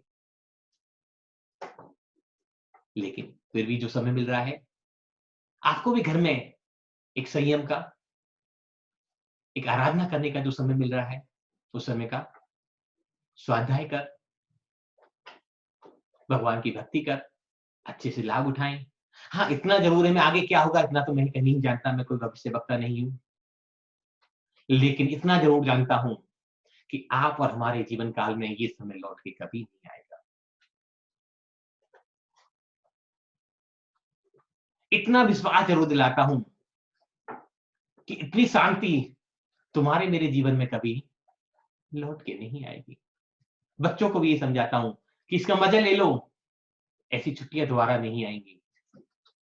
ऐसा घर में बैठने का अवसर कभी दोबारा नहीं आएगा। ऐसा आनंद लेने का अवसर आपको दोबारा कभी प्राप्त नहीं होगा। ऐसा धर्म ध्यान का अवसर, ऐसा परमात्मा से जुड़ने का अवसर आपको पूरे जीवन काल में दोबारा इतना शांति से, ऐसे आनंद से कभी नहीं मिल पाएगा। तो समय का सदुपयोग करें। हमारे साथ जुड़े हुए हैं संदीप जी, जिन्होंने एक सिंबल, हमने आपको एक ध्यान का सिंबल दिखाया था, तो मैं संदीप जी से, इन्होंने बहुत सारी रिसर्च लिख के उसको हमारे पास भेजी। तो मैं आग्रह करूंगा संदीप जी से कि वो सबको अपनी रिसर्च के बारे में जो उन्होंने ध्यान के सिंबल पे बताई, सबको शेयर करें। तो क्योंकि हमारा सभी का उद्देश्य इतना ही है कि जो भी हमारे पास जानकारियां हैं, सबके साथ शेयर हो। हाँ जी संदीप जी, जय जिनेन्द्र। जय जिनेन्द्र डॉक्टर साहब और मैडम, आपकी जो ज्ञान की चेतना आपने जगाई है, उसका सब लोग काफी अच्छा बेनिफिट ले रहे हैं। थैंक यू और जी। एक से ले ये चेन रिएक्शन की तरह ये बढ़ रहा है। और अब ये जब ये लॉकडाउन से बाहर निकलेंगे, तो हमको तो आप आदत डाल देंगे इसकी। आप तो हमारे को आदत डाल दी, तो अब हम लोग कहाँ जाएंगे फिर उसके बाद। चलिए, ये जो सिंबल आपने उस दिन आदिनाथ का बताया था, तो इस सिंबल्स, एक बायोज्योमेट्री सिग्नेचर्स और सिंबल्स के ऊपर ऑल ओवर वर्ल्ड बहुत रिसर्चेस हो रहे हैं। डॉक्टर इब्राहिम करीम करके हैं इजिप्ट में, उन्होंने बायोज्योमेट्री सिग्नेचर्स के ऊपर काफी काम किए हैं और काफी मिरेकुलस उसमें रिजल्ट्स आए हैं। तो अपन आदिनाथ सिंबल जो आपने उस दिन दिखाया, दैट वाज फर्स्ट टाइम, मतलब मेरे जैसे के लिए, मैं आज इस लाइन में, मार्बल की लाइन में, मंदिरों से जुड़ा हुआ हूँ 30-35 साल से, तो ये फर्स्ट टाइम मेरे सामने आया। इट वाज वेरी, हमने इस पे जब रिसर्च करी और इसका हमने निकाला, तो ये अपने दो तत्वों का है, आकाश और वायु। ये सिंबल जो है, तो उस दिन भी हमने जब निकाला था, तो उसमें 3 हमारी मेजर हम जो एनर्जीज नापते हैं, तो कॉस्मिक, टेलुरिक और ग्लोबल, तीन एनर्जीज हम उसमें मेजर करते हैं। तो उसमें कॉस्मिक एनर्जी उस समय 1,07,000 यूनिट करीब आई थी, 22 यूनिट आई थी। फिर हमने इसके ऊपर बाकी रिसर्च किया, तो मालूम पड़ा कि ये अपने को वात, मतलब आकाश और वायु से पर्टेनिंग इसमें आ रहा है। इसका मतलब कि कायोत्सर्ग मुद्रा में अगर अपन इस पे ध्यान करें, तो वात रोगियों को इससे ड्रामेटिक इफेक्ट पड़ेगा। और मैं खुद भी इस पे थोड़ा सा चालू कर दिया मैंने 2-3 दिन से, और मैं थोड़ा थोड़ा अपने आप को बेटर फील करने लग गया।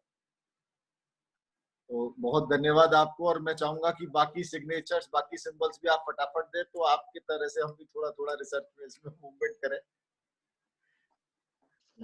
बिल्कुल जी, जरूर, जल्दी सारे शेयर सिंबल आपके साथ शेयर करेंगे।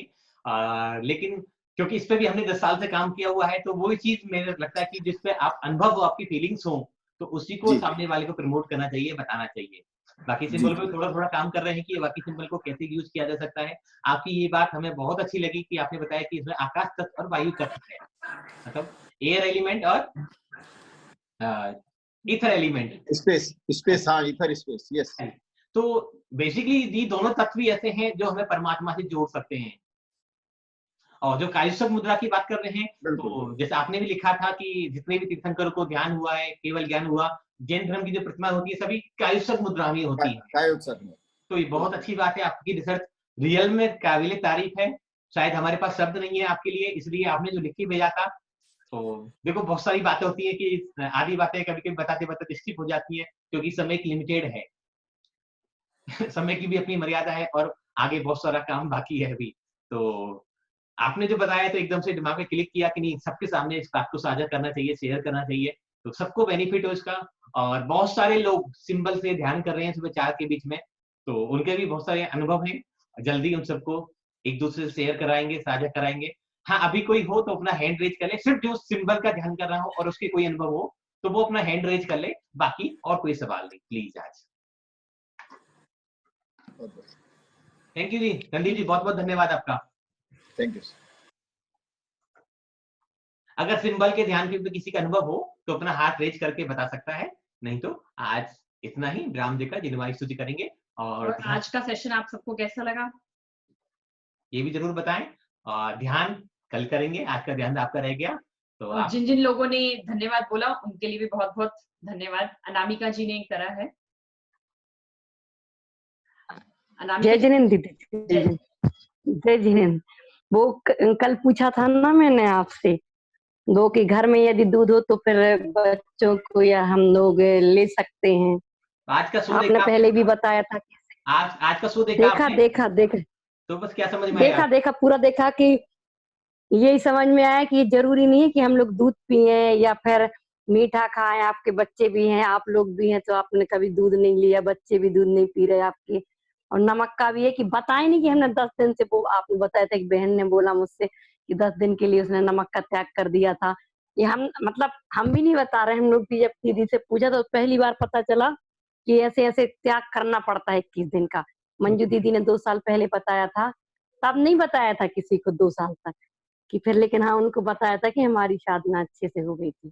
थैंक यू जी। हो जाती है साधना आपका। सो नहीं तो यही बस पूछना था कि बच्चों के लिए कर सकते हैं थोड़ा बहुत। घर में गाय है, हमारे खेत में गाय है, अब आपकी तो उसमें ले सकते। बाजार का तो आप हमने तो आपको जो सच्चाई है वो बता दी है। वो आपका विवेक है। हाँ अब बताए थे। आपको जैसा ठीक लगे आप ऐसा करिए, हम इसमें कुछ नहीं कह सकते ना। जी नहीं, आपने तो बताया था हमको।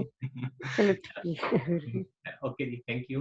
जय मैंने जिनेंद्र। कहा कि वो ही हैंड रेज करें जिन्होंने ध्यान के सिंबल का कोई अनुभव उनको अभी इन 3-4-5 दिनों में हुआ हो, सिर्फ उन्हीं के अनुभव सुने। मंजू जी आपको करूं ऑन? मंजू जैन जी, हाँ जी करूं? यहीं से करूंगा, यहीं से हो जाएंगे। हाँ जी मंजू जी बोलिए। जय जिनेंद्र। जय जय जिनेंद्र। जिनेंद्र। बहुत अच्छे से आप हमें सब चीज समझा रहे हैं। आप और अच्छे से जो सुन रहे हो, मैं आपको नहीं, देख रही थी स्क्रीन से ही कि आप बहुत अच्छे से सुन रहे थे। बहुत अच्छे से। और प्रदीप भैया ने जो आज रस परित्याग का बताया, रियली में हम कोई चीज त्याग करते हैं तो ऐसा ही होता है कि उसके बारे में ज्यादा सोचते हैं जनरली। जैसे कोई नमक छोड़ा तो मतलब दिमाग में ये कोई और भी नहीं खा रहा तो ये बनाना है, ये बनाना है, ये सब चलता रहता है। बहुत अच्छे से बताया कि आसक्ति खत्म हो तो थोड़ा थोड़ा हमें नियम लेके त्याग करना चाहिए। Thank you ji. Thank you ji. जय जिनेंद्र। जय जिनेंद्र। मीना जी आपको करूं? कर दो मीना जी का। मिनट के लिए चली गई थी, शायद उसी बीच में आपने दिखाया। हाँ जी जय मीना, जिनेंद्र। मैंने आपको अनम्यूट किया है। जय जिनेंद्र, वो सिंबल आप मुझे वापस पिक भेज सकते हैं क्या? मेरा मिस हो गया वो। मैं आपको व्हाट्सएप कर देती हूँ, आप मेरे नंबर पे व्हाट्सएप कर दीजिएगा एक Okay. बार। जिसके पास हाँ, भी नहीं बाकी हो व्हाट्सएप सिंपल। कर सकते हैं, आपके नहीं, अगर कोई भी Okay. सुन रहा है और किसी के पास उसकी पिक्चर हाँ। नहीं है तो मुझे मेरे पर्सनल नंबर पे व्हाट्सएप कर सकते हैं, सबको मिल जाएगा, Okay. Don't worry. Okay okay. और बताइए कैसा लगा आपको आज का सेशन? नहीं, बहुत बहुत अच्छा था। रियलाइजेशन जो ही मेरी ननद ने कहा, मंजू ने, वही मुझे लगा कि वो आसक्ति नहीं, कोई भी चीज छोड़ते तो वही लगता है कि 10 दिन बाद खाना है, 15 दिन बचे हैं, वो दिमाग में रहता है थॉट प्रोसेस। वो ओवरकम करना थोड़ा मुश्किल है, बट ट्राई करेंगे नेक्स्ट टाइम। थैंक यू जी। सबसे बड़ा मुश्किल काम वही है। वो भी हो जाएगा, हम चाहेंगे तो। हाँ, करना पड़ेगा। Thank you. थैंक यू जी। जिनवानी स्तुति करते हैं। जिनवानी जग मैया जन्म दुख मीट दो, जन्म दुख मीट दो, मरण दुख मीट दो। जिनवानी जग मैया जन्म दुख मीट दो।